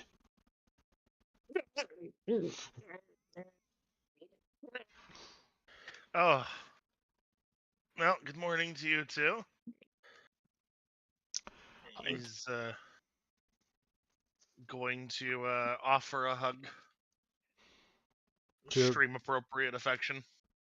Okay, so you're gonna offer a hug from your sleeping. I don't know how Azeroth sleeps, so I'm presuming not in the buff. Looks at TOS, looks back at chat. Okay, Yes. okay. I plead the fifth. Well, you get up to give a hug, and you notice that the help that has been bringing in food now is just staring at you for. Mm-hmm.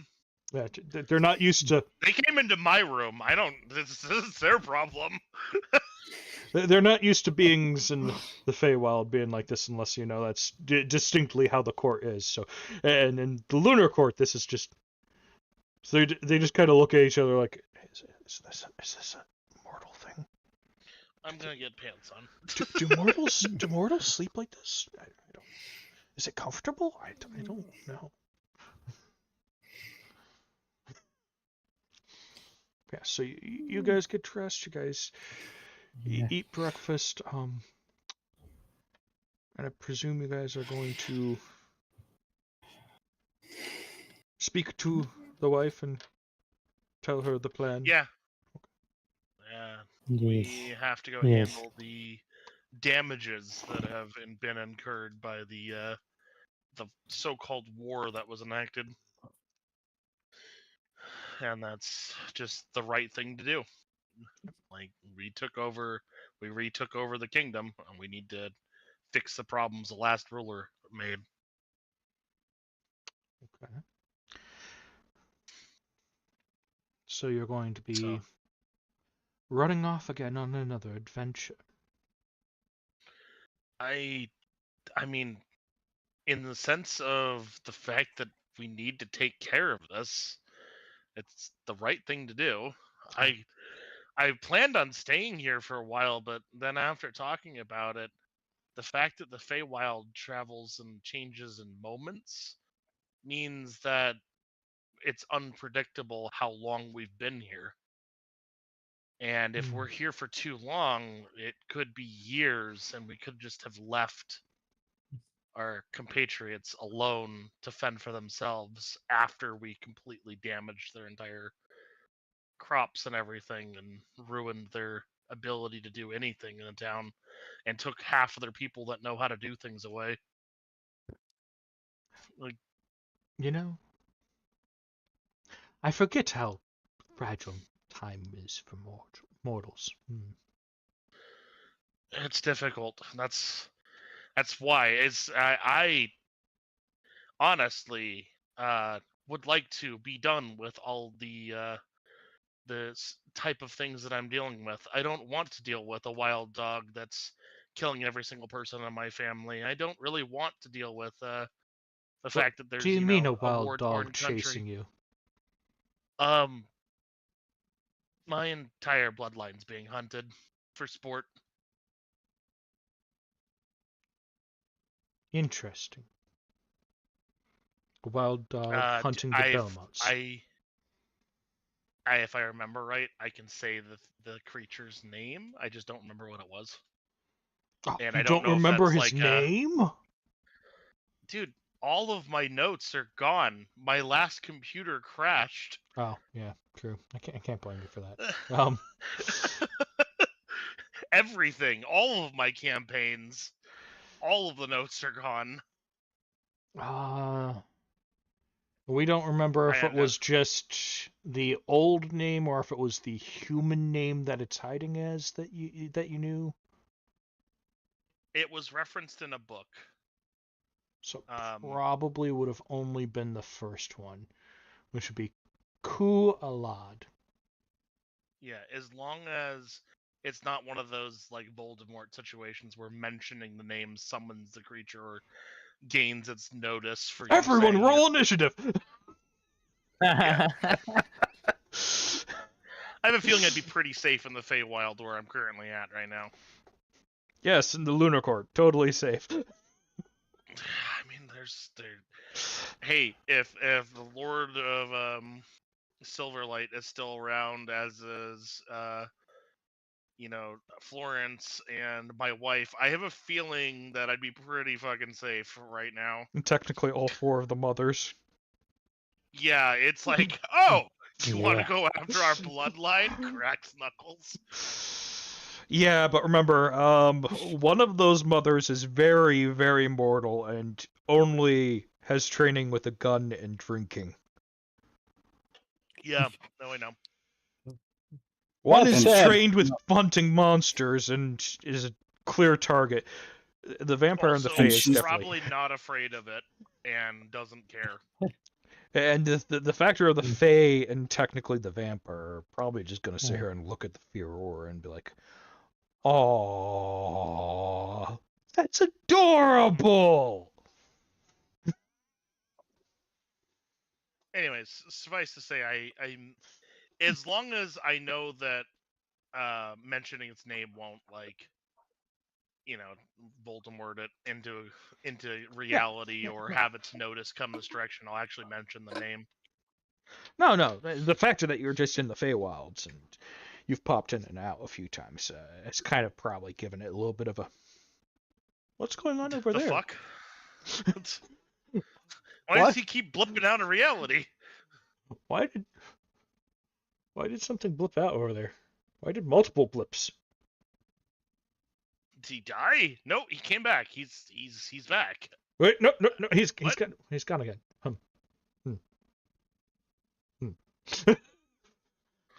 Huh. Week later. Anyways, Wait, what the fuck? What? I thought he died. Anyways, as of that whole situation, Yeah. I mentioned that and mentioned that I do need to continue to handle things. It's like we have the first Belmont. We have the fact that I owe what's his name? Why can't I remember his name? The half god. Which half god? You've met several of them. The one that we were doing work for. Oh, yes. Balthazar? No, that's a half angel, half demon. But Lycos. Lycos. I just can't remember the Lycos. Thank you. In fact, I owe Lycos some favors as well as Just the one favor, reparations. and just the one favor, and you've dealt with it technically. Yeah, the reparations for the whole, fact that the Feywild attacked the mortal realm, and we need to fix that. And the Fomorians with their new location, which they're supposed to help the town, so therefore it's supposed to be part of the reclamations, not like an assertion of land.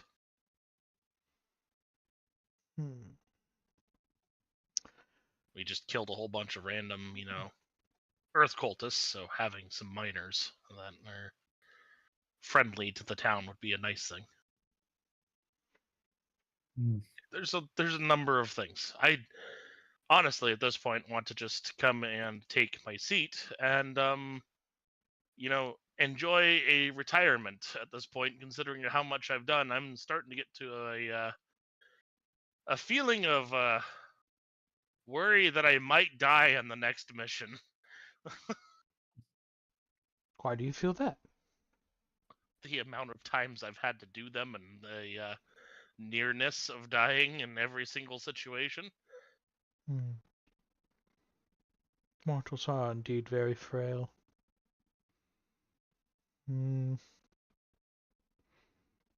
Maybe I should sit here and see if I can make you guys something.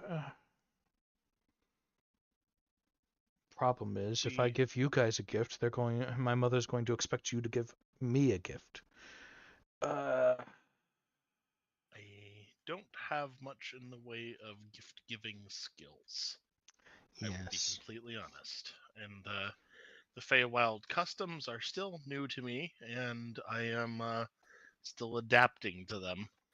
So, even with the customs, like, it depends on sometimes personal relationships of the individuals and the individual themselves.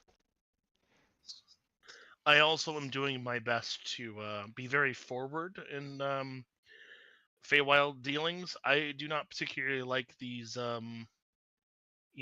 situations of deceit that I see sometimes, or things like, oh, can I have your name? And then you literally steal their position because you stole their name. Or, can I have a moment of your time type of stuff. I don't want to do any of those type of things. First of all, I don't have the power to do that. I'm not a Fey Lord in the official sense. Second of all, I don't want to purvey those things. I'd rather be honest. If I say I'm going to do something, I'm going to go do something. Yes. I'd rather be very direct. Which means, quite honestly, retiring into the Feywild would not be your place. No, I don't mind the politics. I engage with them, but I scold people who try to pull one over on me versus,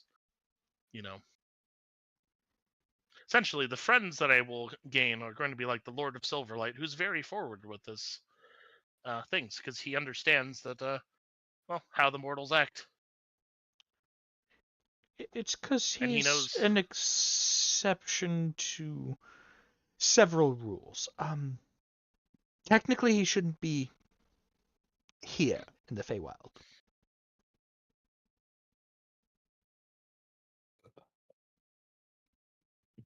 It's not natural That's for fair. his kind to be here or be tolerated. He has been nothing but extraordinarily helpful in every place he's been. Yes, and hags are hit and miss, but that Granny Raven is,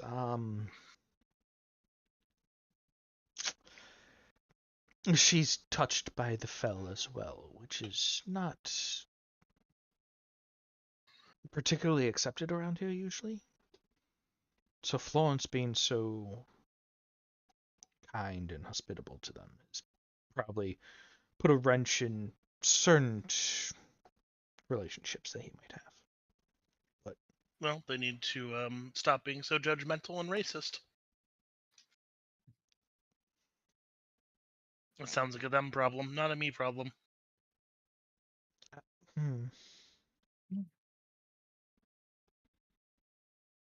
The problem is it's inner court stuff too, so I don't. It's a matter of these are fell creatures from a plane that technically is entirely diametrically opposed to us. It's like sitting here and saying that angels shouldn't be racist against demons. It just, even though it would be best and it would mean that everyone could get along and that we're not trying to kill each other, it's something we can hope for and we can talk about, but the extremists on both sides are not going to see it that way. Yeah, well, as it stands, I know that I have to move before too many moments pass and we end up in a Yes. situation of several years happening in the mortal plane. Yes. All it takes is for someone to escalate something extremely in the Feywild, and suddenly, Yes. Yes. just very strange to me.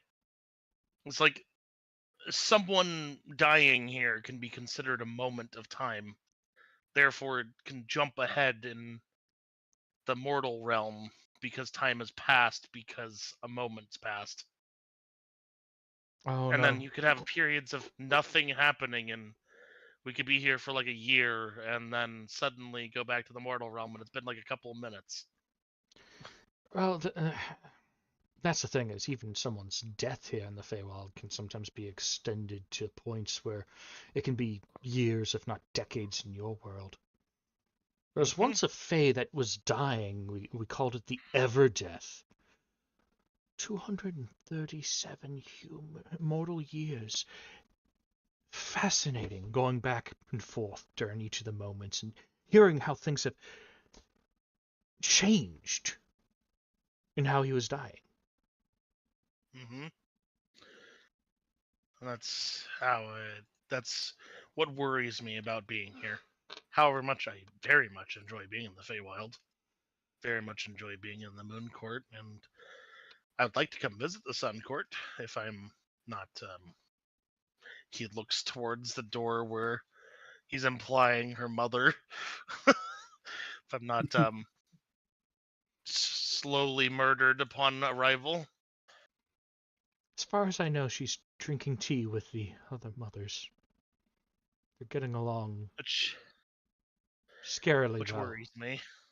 Yeah, that worries me. My mother is prone to throwing me under the bus, so to speak. As See, for that, it seems like most of the mothers are prone to throwing you under the bus, yeah, except for the vampire. that's fair. The vampire seems quite happy that her daughter is out of the house and doing her own thing. So it's awkward to Suffice to see the say, mortals and the Fae having a problem with their children being with you, but the vampire is okay. I could see my mom having some opinions on the vampire as well, but it seems to be doing okay so far. Yeah. Suffice to say, we probably should go and talk to the others. And that is out of character. I realize we are standing here doing a lot of things in character, and we're not including anyone else. Yep. And I was going to go over to Nyx next. Nyx, you do wake up, but you don't wake up your normal way. Instead, it's with a fuzzy book sitting on your chest and licking your face. Fuck. Hey, listen. We're gonna have to set up some boundaries, all right? This is, I mean, you're cute. You're very cute, but you mind taking a couple steps back? It slowly seems to try to edge itself back, like going from corner to corner and like rocking itself back, and then it flops off the back of the bed. All right, that was pretty cute. I'm gonna scritch its belly. It's currently open right now, and like the tendrils are trying to sit here and feel where it is to try to set itself back up. I'm gonna put a hand on it just to like pat it as it's doing that. Not I don't want to weigh it down. I don't want to stop it from getting up, but I'm just gonna like give him a quick pat. So that was like a real occurrence happening in my, like, it was a real conversation. Is that what you're telling me? He gives you another thumbs up. Right. You understand that's not normal for me, right? This is strange. It's gonna be a little bit to take in. You see two hands slowly form out, just palms up, like, yeah, all right. That's fair. I guess you've been you for a long time. It's probably pretty normal for you. That makes sense. All right. So, I don't know. I guess I should go see the other guys. Do you need anything? Am I good to just like keep going about my daily activities, or do I gotta start setting like a feed schedule for you? You see it just kind of pause and then kind of seem to look around for a second, and just sit there as if it's just went idle, trying to figure out.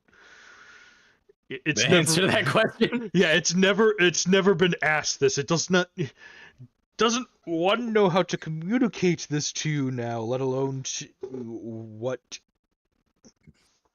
to think of the question.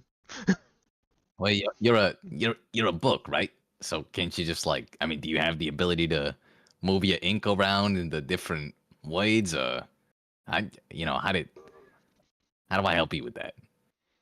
Can I give you a pen? You got tentacles. Can I give you a pen? It takes a moment, and then it slowly opens itself up, and one of the tendrils slowly seems to shape itself into almost like a quill. Oh shit! All right, you got that covered. You don't need a pen. Great. Here, I give. I want to take out of my pack. I'm sure I have something to write in, like my own little notebook for the case. Look, I mean, you got the pen pot covered. Can you just talk to me with this? How do we get you? Is this good communication style for you? Okay, so it was speaking in English. So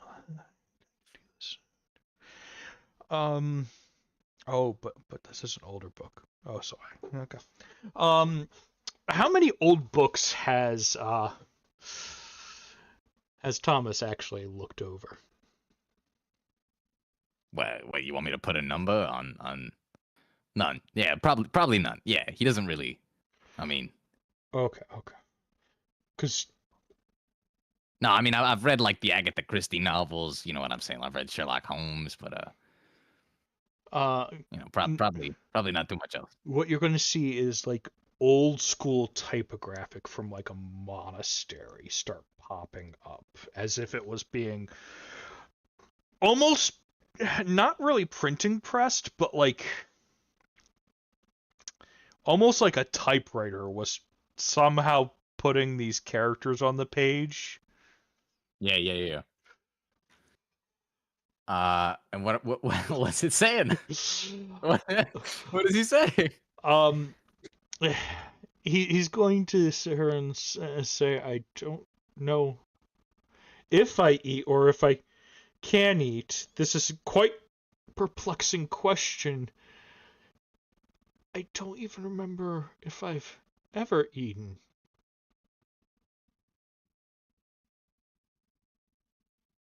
All right. Well, how about listen? Okay, hold on, because I haven't read too many books, but I'm sure I've at least read one about like a werewolf that gets hungry, or like a vampire that drinks blood for the first time and goes crazy. If I feed you, you're not gonna turn into a feral mess that get trying to eat me all the time, are you? It's going to use the quill and slowly draw like two little hands just doing the All right. But you've never eaten before.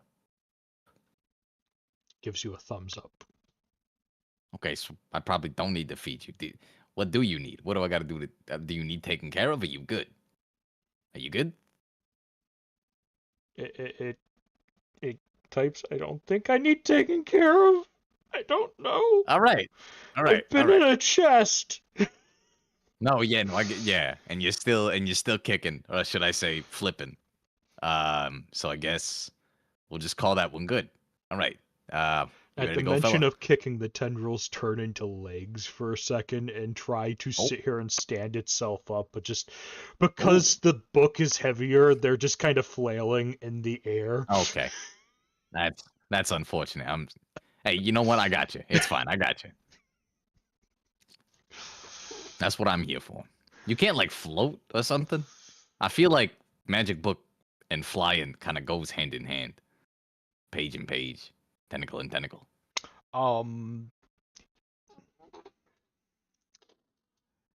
It takes a moment, but you notice the tendrils then all flail out and splay out and begin wiggling before it starts floating upwards into the air. Listen, I'll just carry you. You know what? Good job. That was excellent. That will be distressing to anybody that sees it. I'm gonna need you to put that away. I got you. Don't even worry about it. Yeah, it just you and me, closes kid. its We're pages inseparable now. I got you. Here, that was wonderful. I'm so proud of you. I'm gonna give him a little pat. I'm gonna clasp him in my hands. I'm gonna give him a little scritch on the cover.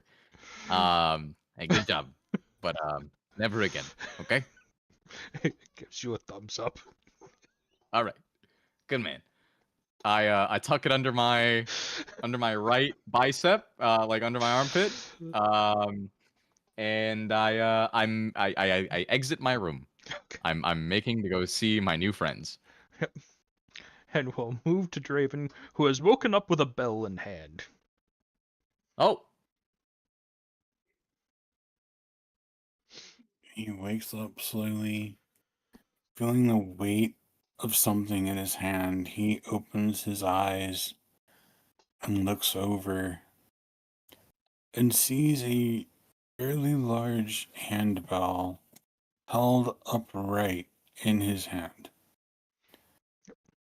With absolutely no ringer in the center, as if it's completely missing.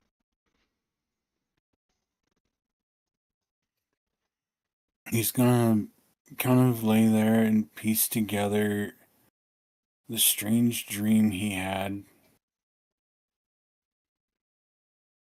And it's just gonna kind of dawn on him and kind of sink in.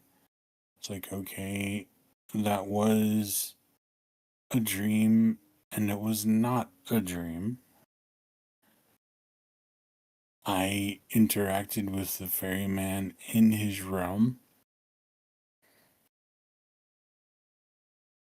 He is going to get up, set the spell down on the table next to the bed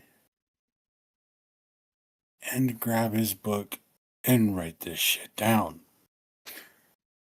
When you go to grab your book, you do realize a companion of yours that you've been leaving behind is sitting there, munching on some rice cakes, just staring at you. Amp.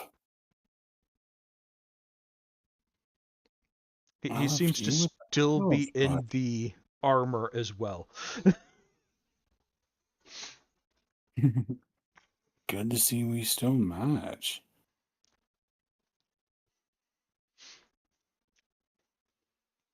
So Victor kind of kneels down next to him,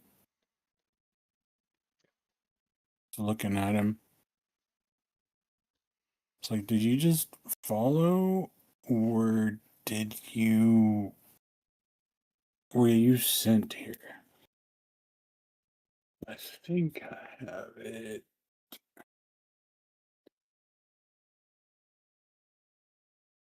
This is where I reveal what's been going on with poor Scamp this entire time, right?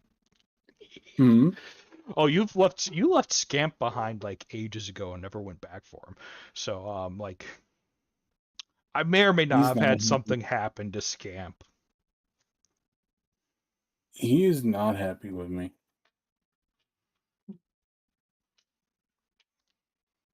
So I'm gonna try to figure it out. Because I don't know that I have speak with animals. Oh, you did. Did you not grab that? I have. Oh no, I think the one that has speak with animals is I think Stella has speak with animals.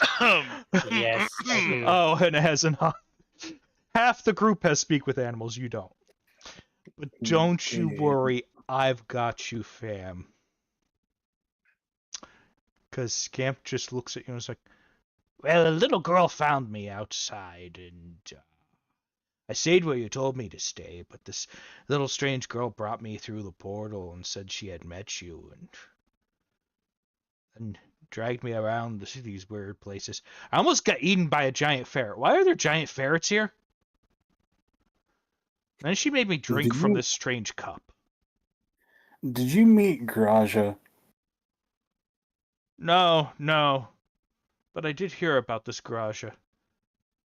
Do they really get that big? Yes, they do. I'm even more scarier. I'm even more scared for one reason. I've been able to speak since I drank from the cup, and I feel like I'm only growing more intelligent. You're already pretty smart, buddy. I can read.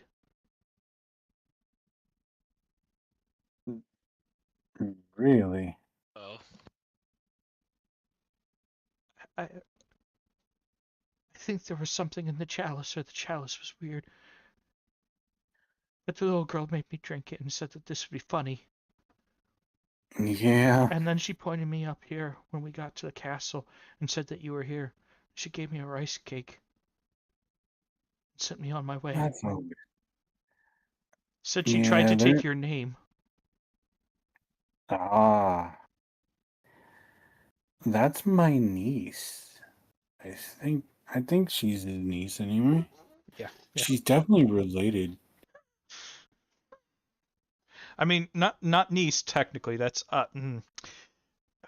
because her brother is married to your sister, so technically your sister-in-law. That is your sister-in-law that just gave your raccoon the ability to speak. That's my sister-in-law, Scamp. So your sister-in-law cursed me with sentience and sent me back to you.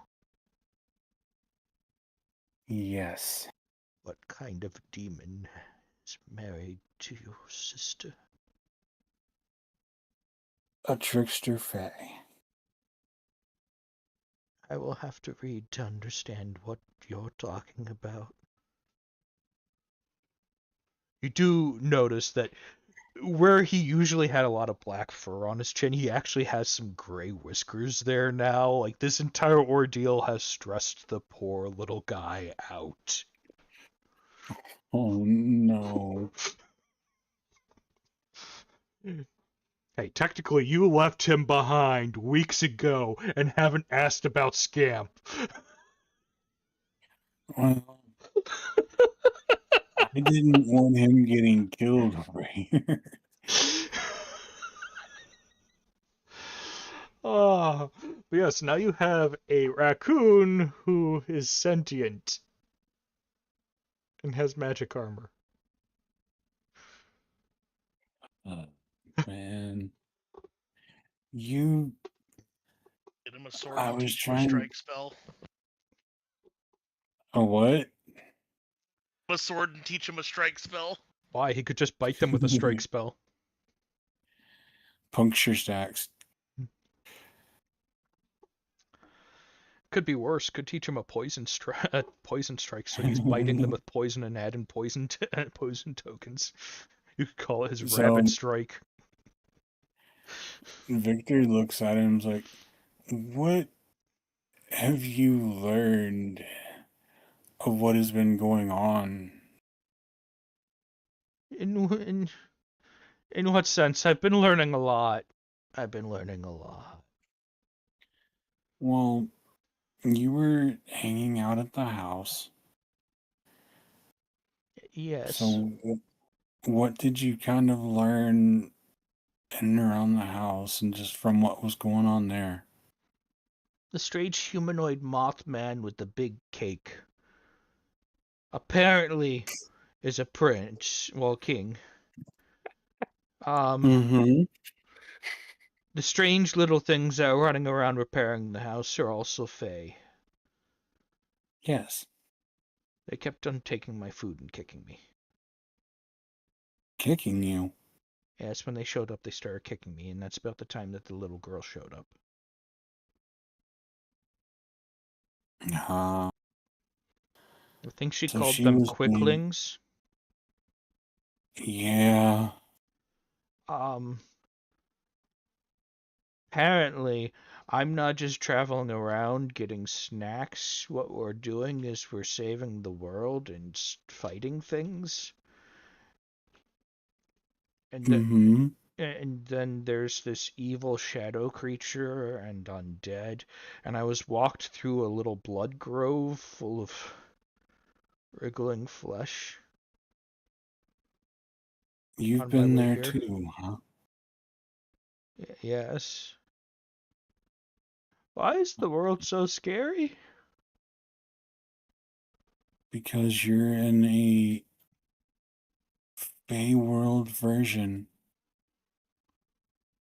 of our world. It's not just here. Learning more about the world we're from. Why is everything so scary? Ignorance was so blissful. Yeah. Well, I am sorry you've been made aware. The worst part is I don't even know if this will wear off. I don't even know if it does wear off, if I will ever unlearn any of this. I don't know, but do you want to go freak out some of our friends?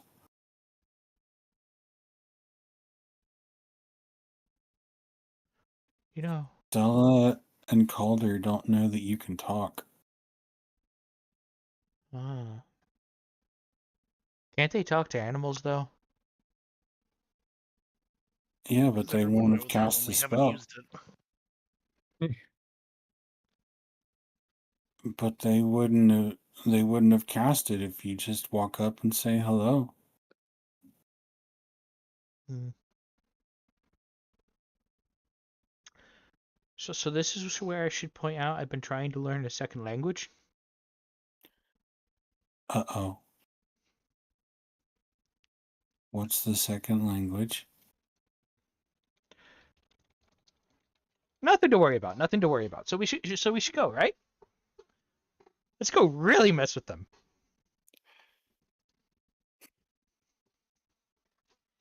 I don't know why, but I'm gonna trust you with this. So, just let me write this information down real quick. You've seen me do this before. And then we can go mess with them, okay? That sounds like fun. Sounds like fun. So Victor goes ahead and writes everything down that he dreamed and experienced, describes the bell, closes the book, and puts it into his pack.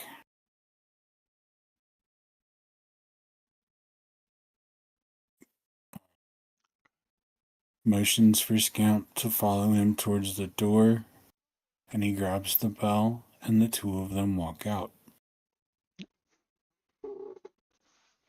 He's just gonna walk out, and you do realize that for some reason he's not walking on all fours anymore. She made you bipedal or stand on two legs, huh? Sort of. I think things have been changing since I drank from the chalice. I don't fully know. The walking thing it's been getting weird to walk on all fours. Running is fine. Walking is so hard. Yeah. Victor reaches down and kind of scritches between his ears out of habit. When you all meet up, you do see the raccoon. Wait, oh my. Thomas hasn't met him. Oh yeah, I was about to say. Wait, Thomas hasn't even met the raccoon. Has only heard of a raccoon, if I remember correctly. Oh, this is gonna be hilarious. Hey guys, how's it going? You guys remember my book, right? You guys remember that I had a book that I got all my funny little powers from. It turns out he's a little bit more of a guy than I thought he was gonna be. And I introduce him. I put him on the floor. I want him to do his own thing. Are you putting him down like on a back or something? How are you gonna put him down? Because this No, will like on the ground and going, go on, kill him. Yeah, exactly. I guess he jumped on me and he used his cover as like his belly, right? Yeah. If I stand him up, like on the bottoms of his covers, I feel like that's bad manners. So I'm gonna sit him on his back with the cover facing up. Okay. What you're going to see is slowly, like, the tendrils seem to move out for a second and then seem to slowly push it to where the book closes, and it's standing up with the pages kind of hanging down between the covers, and then suddenly the tendrils turn into 4 canine-like legs, and he just starts walking around. I don't think I'll ever get used to that. I don't think I'll ever get used to that either. Before you get to speak, the raccoon does kind of come up and I was like, "Hola, ¿cómo están, matoras?" All right, then. Thomas is gonna. Thomas was like watching his new little buddy with like an uncomfortable pride. Like, yeah, this is my fucked up little child. You know what I mean? And then this raccoon comes up and starts actually talking. And, talking in Spanish at that. The sort of open mouth smile that he had at his weird fucked up son is going to he's gonna go kind of like blank in the face. He's still got that open mouth smile, but he's like 1,000-yard stare behind it. Hey guys, look, we've been through a lot of fucked up things in the past few days, and I'm not really acclimated. So I'm gonna ask a question, and I would like there to be very little judgment. Am I having a stress hallucination, or did that raccoon just ask me how I am in Spanish? No, that raccoon just asked you how you are in Spanish. Yeah. Okay. He All right. Yeah, speaks. you're not the only one. Okay. All right. He speaks. I look over at Victor. Don't you fuck with me. Don't you fuck with me. You heard him speak. You know you heard him speak, okay? Everybody, let's agree right now. Let's everybody agree right now. The raccoon was speaking. I don't know what you're talking about, Thomas. I'm going to take my and new like- friend, and by the way, I'm naming you Little Chompers, book. I'm naming you Little Chompers, because you can slap on. Anyway, I'm gonna slap Mr. Chompers on your peepers. I don't know what you're talking about. Scamp didn't say anything. And he just I'm kind of going looks back. over at Calder and Stella I'm and going back smiles. to bed. Is there I'm gonna go is there a back to bed. gaslighting skill? That would just be deception, but I've had a long What's 2 days. wrong? Uh, so who's the new guy?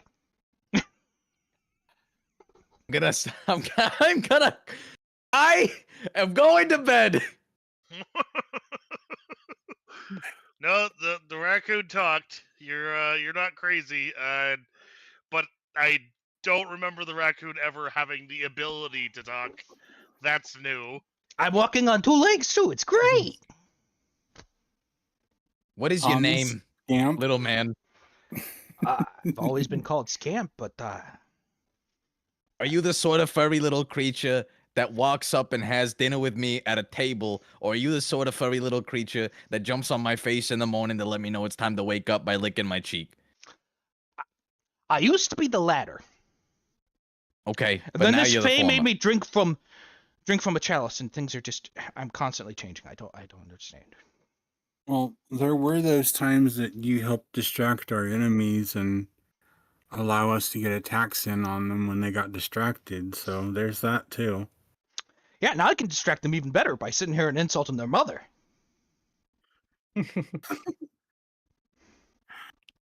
Don't insult mine. Um, She'll skin you. I do have a question. In places where magic is prescient and present, do things often go from one category of furry creature to the other? Is that known to happen often? Not usually, no. Okay, No. so I don't have to worry about going from a furry little man who sits at a table eating dinner to a furry little thing that jumps on your face to let you know it's time to wake up. I don't gotta worry about that. Should we tell him about enfeeblement spells? I'm like 45 years old. I've been smoking my entire life. You know what I mean? I always gotta worry about my health, and when it's coming, I don't want to have to worry about that being the end. I would love for everyone to just kind of stand there silently for a couple of seconds. In fact, Scamp's gonna sit there for a good 45 seconds before sitting here and looking at you guys and go, so I guess the new guy's having a bit of an existential crisis, and his pet here, book here. I'm still getting used to the Yes. whole being sentient thing. So Mr. Chompers. That's Mr. Chompers. You be nice to Mr. Chompers, Scamp, okay? Apparently, he's the only furry little thing we got left that doesn't talk. Here's the thing. I've been around this one inside the libraries. He's a scholar. I've never seen a book walking around, so this is still. This is a lot. For Hey, me you know too. what? You know what, Scamp? I never seen one of yous walking around. All right. Let's all just take a little second. Let's remove judgment from our unique perspectives, and then let's keep it moving, huh? Yeah, What do you think? I'm just saying I'm not used to books moving on their own. The only time me I've seen neither. it is the weird one that makes the deals with everyone seems to have a floating book that shoots light, but that's No, yeah, no. Wait, That's the only other see, time and I've I seen. don't know what that one is, and I don't know what that one is, and that one is scary. Oh wait, actually, Mr. Chompers can float. Hey, Mr. Chompers, you want to show him? The tendrils are Quick going to extend hands. out and start flailing as it starts floating into the air. It just opens, the page starting to flip, and darkness starts to sit here and exude around it. That's enough, Mr. Chumpus. Come back to daddy. Come on. It just drops back down onto its legs and starts walking over to you. Good I would boy. almost call that thing a flying spaghetti monster. I mean, what is words but spaghetti on paper? Fair enough. All right. We were talking, and new developments aside, we were thinking on going from the Feywild to go and talk to the Fomorians to do reclamations for the damages that we've done, and we just need to tell Florence that we're leaving. That's about it. What's a Come with us, Fomorian? Ned. Yeah, I was literally just about to ask that. Fomorians are like a giant-like species that we had in prison here. Okay. And why were they in prison? Just flat out, Julian didn't like them, from what I can tell. They had a taste for cops. Now I know that this is an attempt to scare me. However, I am scared, so thank you for that. Is it the kind of fear because is it something like they like to sit here and grind the bones up into a powder to make bread with, and they squeeze the jelly from the eyes? You know they're gonna start with you. I'm not gonna lie. There's They're not a gonna lot of start with meat you, on Steve. me, you know that, right? Yeah, but you got delicious looking eyes. Yeah, but my eyes have a lot less jelly than Damn. yours. Damn, never heard flirting like that before. What? Huh? Huh? You got some delicious looking eyes. Listen, All right, Scamp. Let's go see Florence. I've eaten a goat before. That's all I'm saying. I wouldn't say that around that Actually- big strange goat guy. Oh shit! I forgot about that guy. Yeah, no, you're right. That might be a little bit. Yeah, that. Damn, I've Scamp. eaten a goat before too. Can They were I still be honest, alive. Scamp? Can I be honest, Scamp? Yes, You're a lot more helpful than I thought you'd be. I'm still learning everything. I found out I could read. Hey, me too. Fist bump. There are so many scary things in it. Just fist bumps you back. Did you know there are things that eat creatures like me out here in the fit? There are giant ferrets. There's red caps too. He what's wrong with a red cap? They'll bleed you dry to wet themselves. Like just They have a thirst. people in red hats? No, Something like that. I need a minor illusion spell so I can just show people things. At this point, that would be a good idea. I'm at a point where that would come in freaking clutch. It's like, hold on, let me show you a map of the area. Minor illusion. Oh, Hold on, let me show you what we're looking for. Minor illusions. Yeah. Face. That might be something to look into. I mean, that is a really small spell, and I am a phosphomancer. It's not illusion, but it is close enough that I probably could pick that up pretty freaking easy. So, Scamp's like, so are red caps kind of like those quicklings, but they're a little bit crazy? They're evil mushrooms. Evil mushroom people. Oh.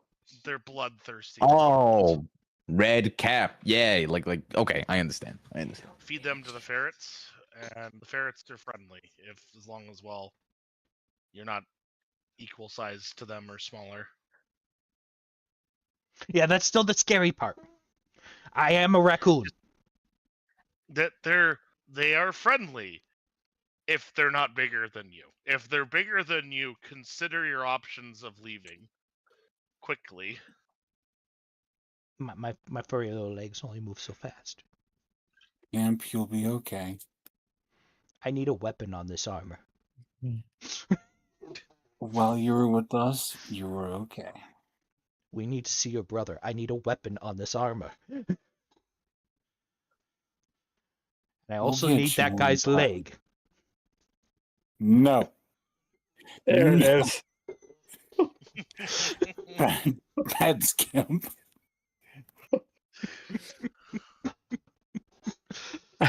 Next thing he's I gonna was want waiting the for eye, that. too.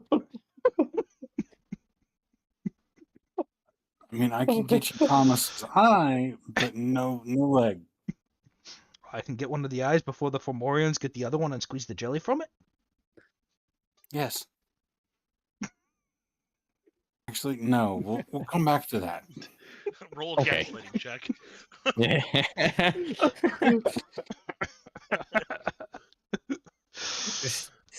Still steals a swig from her flask. God. Too old for this shit. I think the feline's a little stressed out. I should probably stop, shouldn't I? The detective looks like he needs a smoke too. Listen. Yeah, no, yeah, that's a good diagnosis. I could really use a smoke. And probably a bucket. You smell like you No, I'm needed good. a I'm bucket. good. You know what? I haven't had anything to eat today. I'm good on the bucket for now. Aznath waves his hands in front of himself and then produces a cigar in between two fingers and offers it to him. You see him kind of sit here and pull at the armor where he starts pulling out from a little pouch a rice cracker and just hands it up to you. Rice cracker? I got it from a fey child. I'm sorry. You got this from a fey child. Is that what I just heard? Yeah, the one that sat here and cursed me with sentience. Right. Did you ever stop to think that Nice. maybe this fake cracker was gonna be maybe problematic? Oh no, it wasn't this. It was a chalice I drank from that. I then started being able to think, and then she right. showed me okay. a book, and we. So we don't think this is gonna fuck me up in any way and turn me into, the other kind of furry creature. No, so far I haven't had any problems with these rice crackers. They're just normal rice crackers. I think she actually There's got only these out of one way the to find cabinet. out. I think she got these from the Alright. cabinet from our house actually over in our world. So I think she actually stole these. So what's Okay. wrong with Copy. being a furry? That was not what I was. I mean, That was not what I was talking about. Besides the elf, everyone else that you're walking around with are kind of like talking animals. And you know what? I noticed that. But there was already so much going on to take in that's not the part I started questioning. You know what I mean? Yeah. If anything, that seemed more normal. Yeah, especially when they're more humanoid. Yeah. It's true. Anyway, yeah, I'm gonna eat the thing.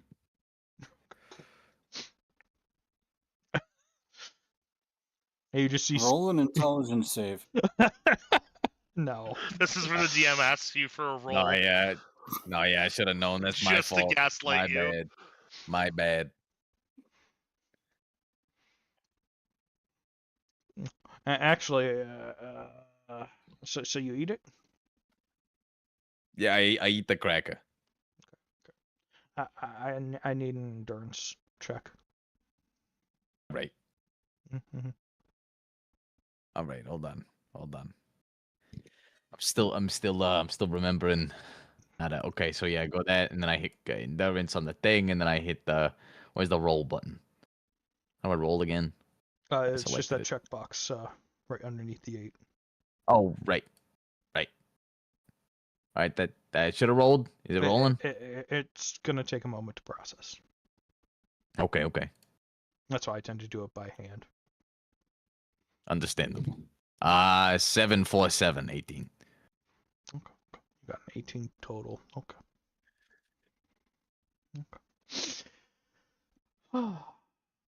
Yeah, your stomach's perfectly fine. All right. Good stomach. Way to go, buddy. But despite all the nerves and all the upset stomach lately, yeah, your stomach's rocking today. It might be the lack of like drinking or anything that you haven't had any in a while. It could be the factor that you're on an empty stomach, and this is just becoming normal, like this level of anxiety and stress. Mm-hmm. Yeah. Could be either. One way it's good, the other way it's bad. But no. Okay. So you guys are going to go tell Florence that you're going to be heading out to work on things now? Yes. When you guys do get in there, you do see Florence seeming to, well, you see several, like, generals coming in and going and seeming to be setting up paperwork and talking off to the side of the room. But you do see Florence and the Lord of Silverlight and Granny Raven sitting there drinking tea. And, you see your sister-in-law, the little girl, just sitting there and sipping her tea as well, with a little strange straw-like doll creature with raven feathers coming off of its head as if it's hair. That seems to be sitting there as well, just slowly stirring a cup of tea.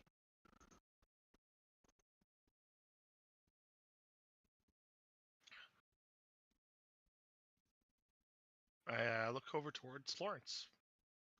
Lord, just wanted to Yes. give a quick report. Okay.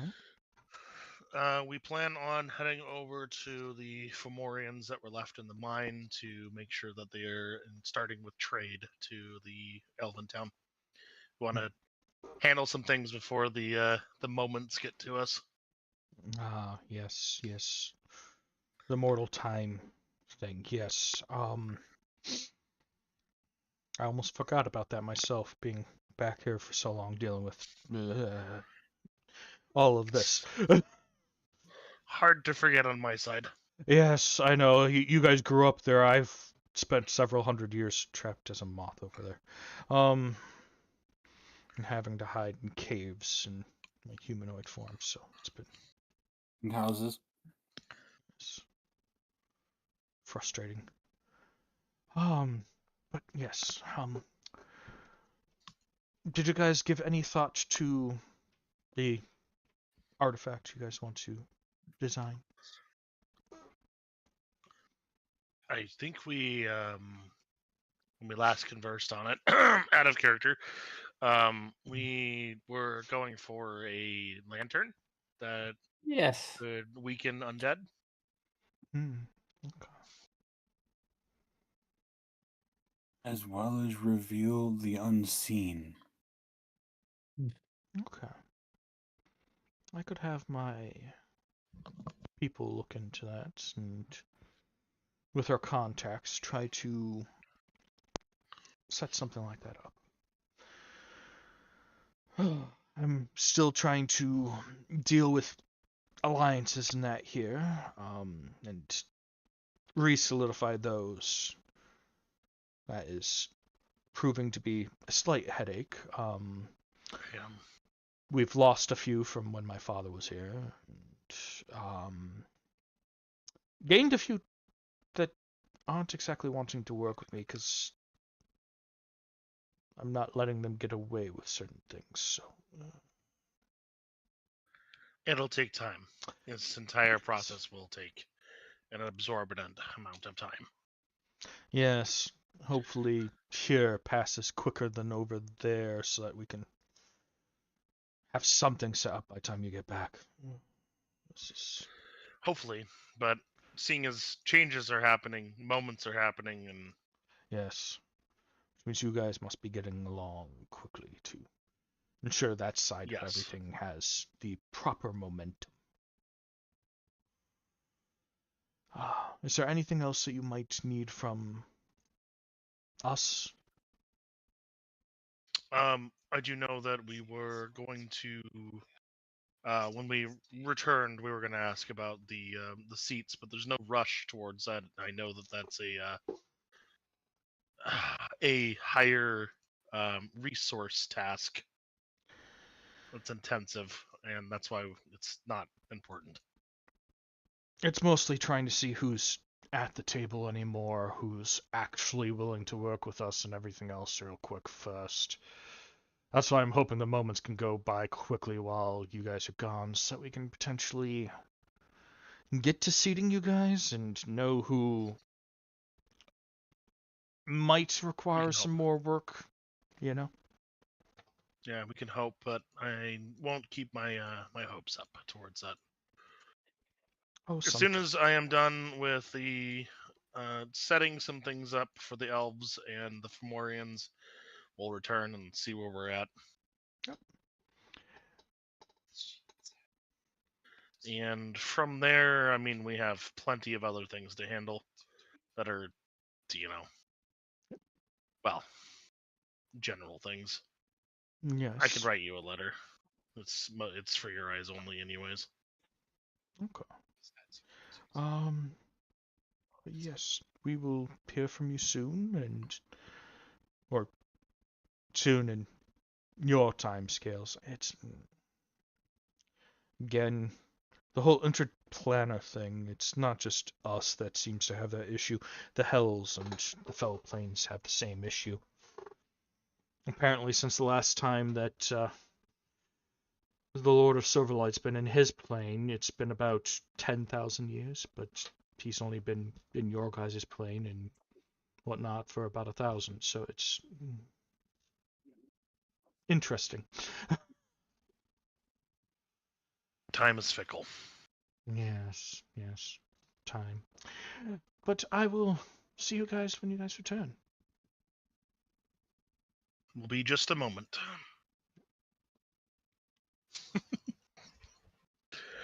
And I will leave him with a listing of general other things that we still have to handle. Because I mean, to me, it's part of his business too that we have. Like, we might need to be in contact with Lycos again for various reasons. That's just a good idea. That that my bloodline's being chased by something, and explaining that, just giving him the general gist of everything, and then one of those self-destructible letter type of things. Okay. Now, self-destructible in what form? No, I'm only teasing. Oh, okay. Just to tell him, and then it's like, hey, destroy this after you're done reading it, please. Okay. For very few ears. So that means next would be going to. Technically, did you guys ever find the key for the house to the Feywilds? I can't remember. I think we did. I'm very certain we did. We found the key to go to the house. Yeah.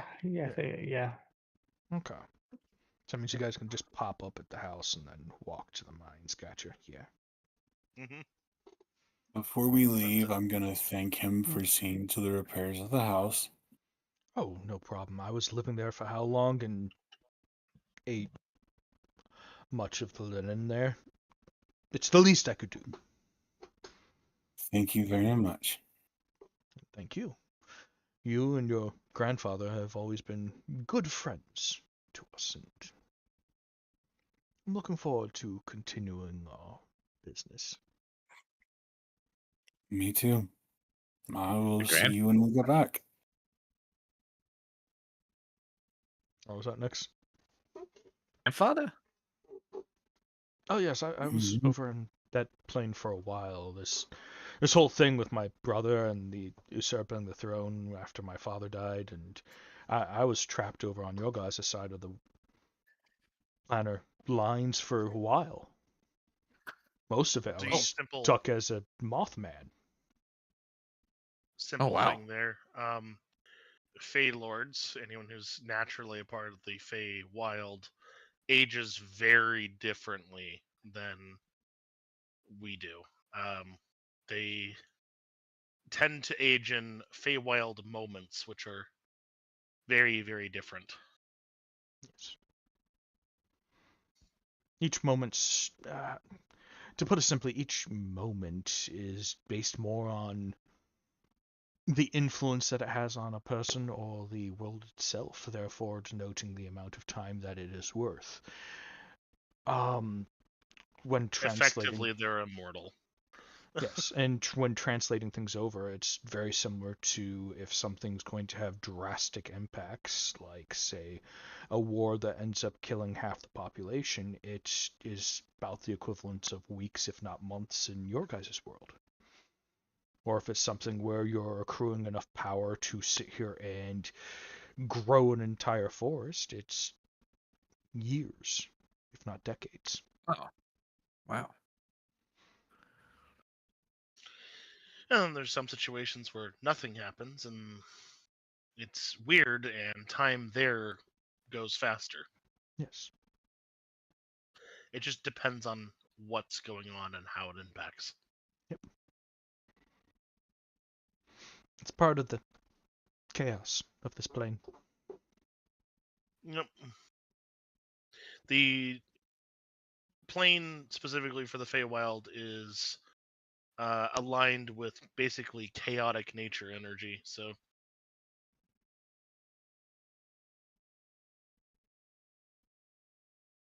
as we should probably get out of here. Yeah. So you Yeah. guys. So you guys kind of. So you guys end up leaving back to the house. Yep. Yep. Yeah.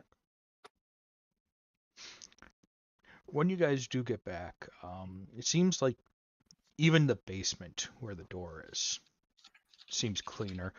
This is an entirely new environment for Thomas. The basement seems to be almost like, at least this part of it, it seems almost like some sort of old reliquary where some books are and a few old artifacts from many, many years. It does Calls. look mostly accumulated by one person. And you do see some small little frail looking creatures stop. Their movement a blur to begin with, but they stop, turn their head to you all, and then stare down at the raccoon as if realizing who it is. Their eyes widen for a second and they run out the door and go up the stairs. SMH. I owe them What a was bit that of a about? kicking. Oh, Hey, they yeah, were what- beating on what me did- when they got over here. Before the little Oh, Fey girl got me. I owe them a kicking. They probably deserve Oh. it. I mean, we can beat their asses, right? Well, the fun part is I couldn't No. kick them previously. Now I can hold them and kick them. This bipedal thing's actually a good thing now. Was it not before? I wasn't bipedal. Oh, I thought you made it sound like you weren't happy about being bipedal after the change, but then all of a sudden you was. The moving thing's been awkward. I understand. Yeah, making a shift like that. Yeah, you spend You got to years learn of how to walk again. yeah, you spend years of walking around on all fours, and then like walking around on all fours isn't comfortable anymore, like because something has restructured inside of you. I think that's Yeah, the word for it's it. gonna be right? awkward. It's gonna be awkward. Yeah, it's just. At least this wasn't done painfully by some sort of strange doctor or something trying to do some sort of experiment to make me something better, right? Just some strange Oh magic. yeah, that'd be horrible. Yeah. Did the drink at least taste good to you? Tasted like the sweetest berry juice. All right. I don't even know what was in that cup. It was like the sweetest berry juice and honey and flowers, and it was delightful. Sounds great. I mean, it sounds wonderful. Mm-hmm. Well, Thankfully, the Thomas glowing bad. stopped. yeah, that would be kind of weird when you're not normally phosphorescent Yes. or luminescent. So tempted to cast a light spell on myself. Yeah. But Thomas, look around you. This is the work of my grandfather. Oh. Wow. Yeah, from what the little girl was telling me, you've got some connections. Yeah, I do. And I'll learn more about them in time, but let's go upstairs. So Scamp kind of starts walking towards the stairs with you guys, and I was like, "So, think I remember Brian coming around and leaving a letter somewhere." Yeah. Okay. Did you see where he put it? Yeah, yeah.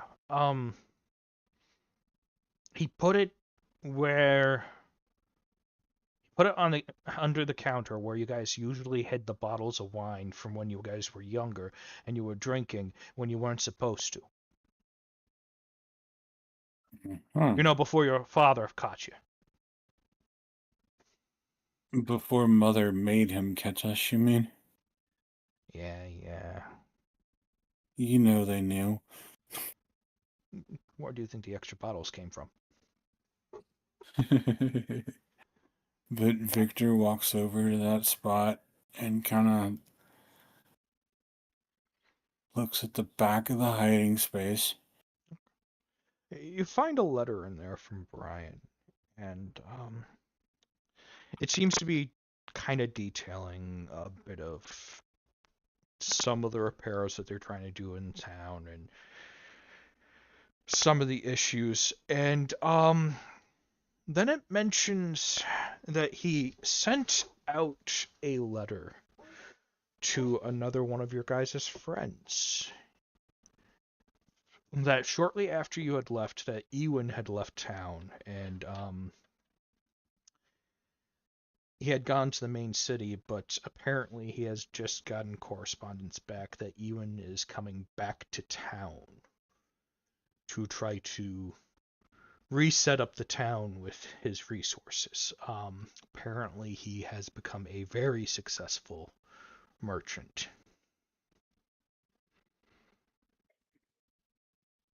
And that Ewan had requested that you all meet up for drinks soon.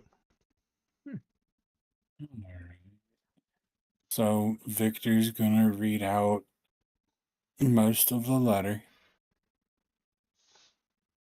He's gonna kind of skip over that part. Like, it looks like I have an old friend that is asking to meet up with me. Yeah, didn't you guys like start fighting a little bit before you were sent off? Yes. Mm. Yes, we did. This is gonna be fun.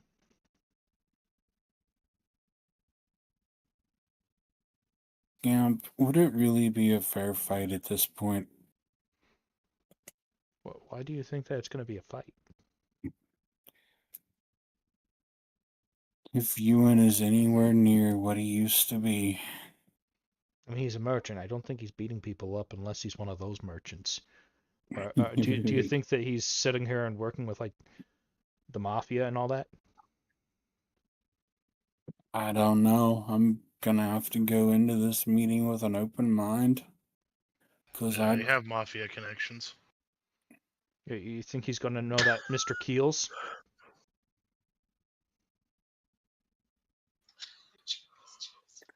He might know Mr. Morasanti, but I mean, if we ever have to do anything mafia related, we can always go to the one. Keels? You know, I think it's the Keels. Yes, because it was Richard Keel. I don't remember their names. That was like the first freaking session. I'm literally recalling something like it was Richie 2 years ago. It was Richie Bruce Keels, and his nickname was Jaws, and he has silvered teeth, and he's a shark man. Yep. Yeah, well, we could definitely go and do that if we ever need to.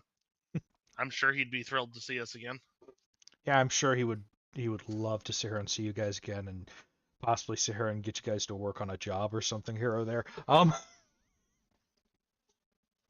Hey, if you want to make a lot of money and retire from the magic business, Yeah, true.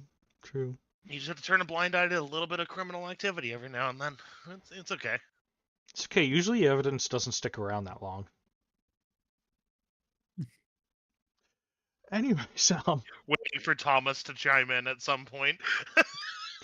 Listen, I'm still kind of reeling. Sorry, I'm reeling just a little bit still.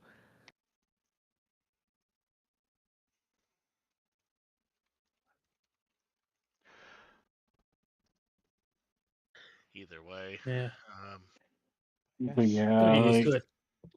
so this will probably actually be a better part to pause it at then until next time, and then we can start off with you guys having arrived at the Fomorians. Or are you guys still going to town to which one? So I can number it on the document. Fomorians is what I would go to, but Yeah. unless Victor decides like, oh hey, I actually want to go see this first. he wants to go see his dad, but that can wait until after the Fomorians. Because he's gonna have, like, getting information from them would be good to be able to present back to Brian or the mayor or whoever's running the town. And I imagine my path will or his path will cross with his father's in the process. Okay. So we are going to end it there. Now the fun part is technically Restream.io breaks trying to raid, so I have to manually raid through a different method. Yeah, you can't raid normally through the chat thing. So I typically raid out through Twitch chat specifically, yeah. Yeah. Like, I used to type it into the chat thing on OBS, but Restream breaks that function because it tries to do it to both. Which apparently isn't a thing.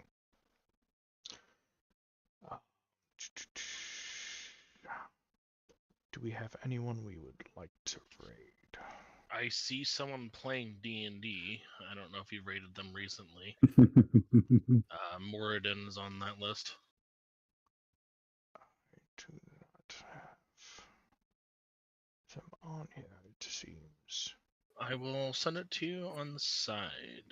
Just check the Sanctum Stability chat if you're interested. They are 4.5 hours in, however, so they might be ending soon. Depending on how long they play, Yeah. Oh, that's why we know them. Mortishnor. Don't look at me. I just happen to have them on my list. They're somehow on my list as well. You like to raid. I know you like to raid common things first, and then friends second. If there's a friend doing anything remotely similar. Okay. Oh, Axe, I just saw that you wanted me to roll a gaslighting check. I got a 12. Oh. Okay. So we are going to raid. That was a while ago. Morden Plays, Yeah, I who know. is doing a one-shot level 20 thing. Don't say Vecna. So that sounds dangerous. Everyone in the chat, go say Vecna immediately when you get in there. Yeah, let's all say Vecna. You've got to say it in whispers. In fact, let's say different artifacts of Vecna. I call hand. Yeah. A heart. I'll take the heart of Vecna. Was that an artifact? I thought it was just the eye and the two hands. That might have been a custom one. That might have been a custom one for the game that I was in. Okay. Well, Guy we're going to replaced head his on own out. heart with it, and then got a Heck yeah. ability to Yep. cast specific level spells. Anyways, I'll shut up. But we're going to head out. You guys take care. Be good to yourselves and be good to each other, and don't get in any trouble. If you do, give us a call. Good night. Bye. Night, folks. Bye.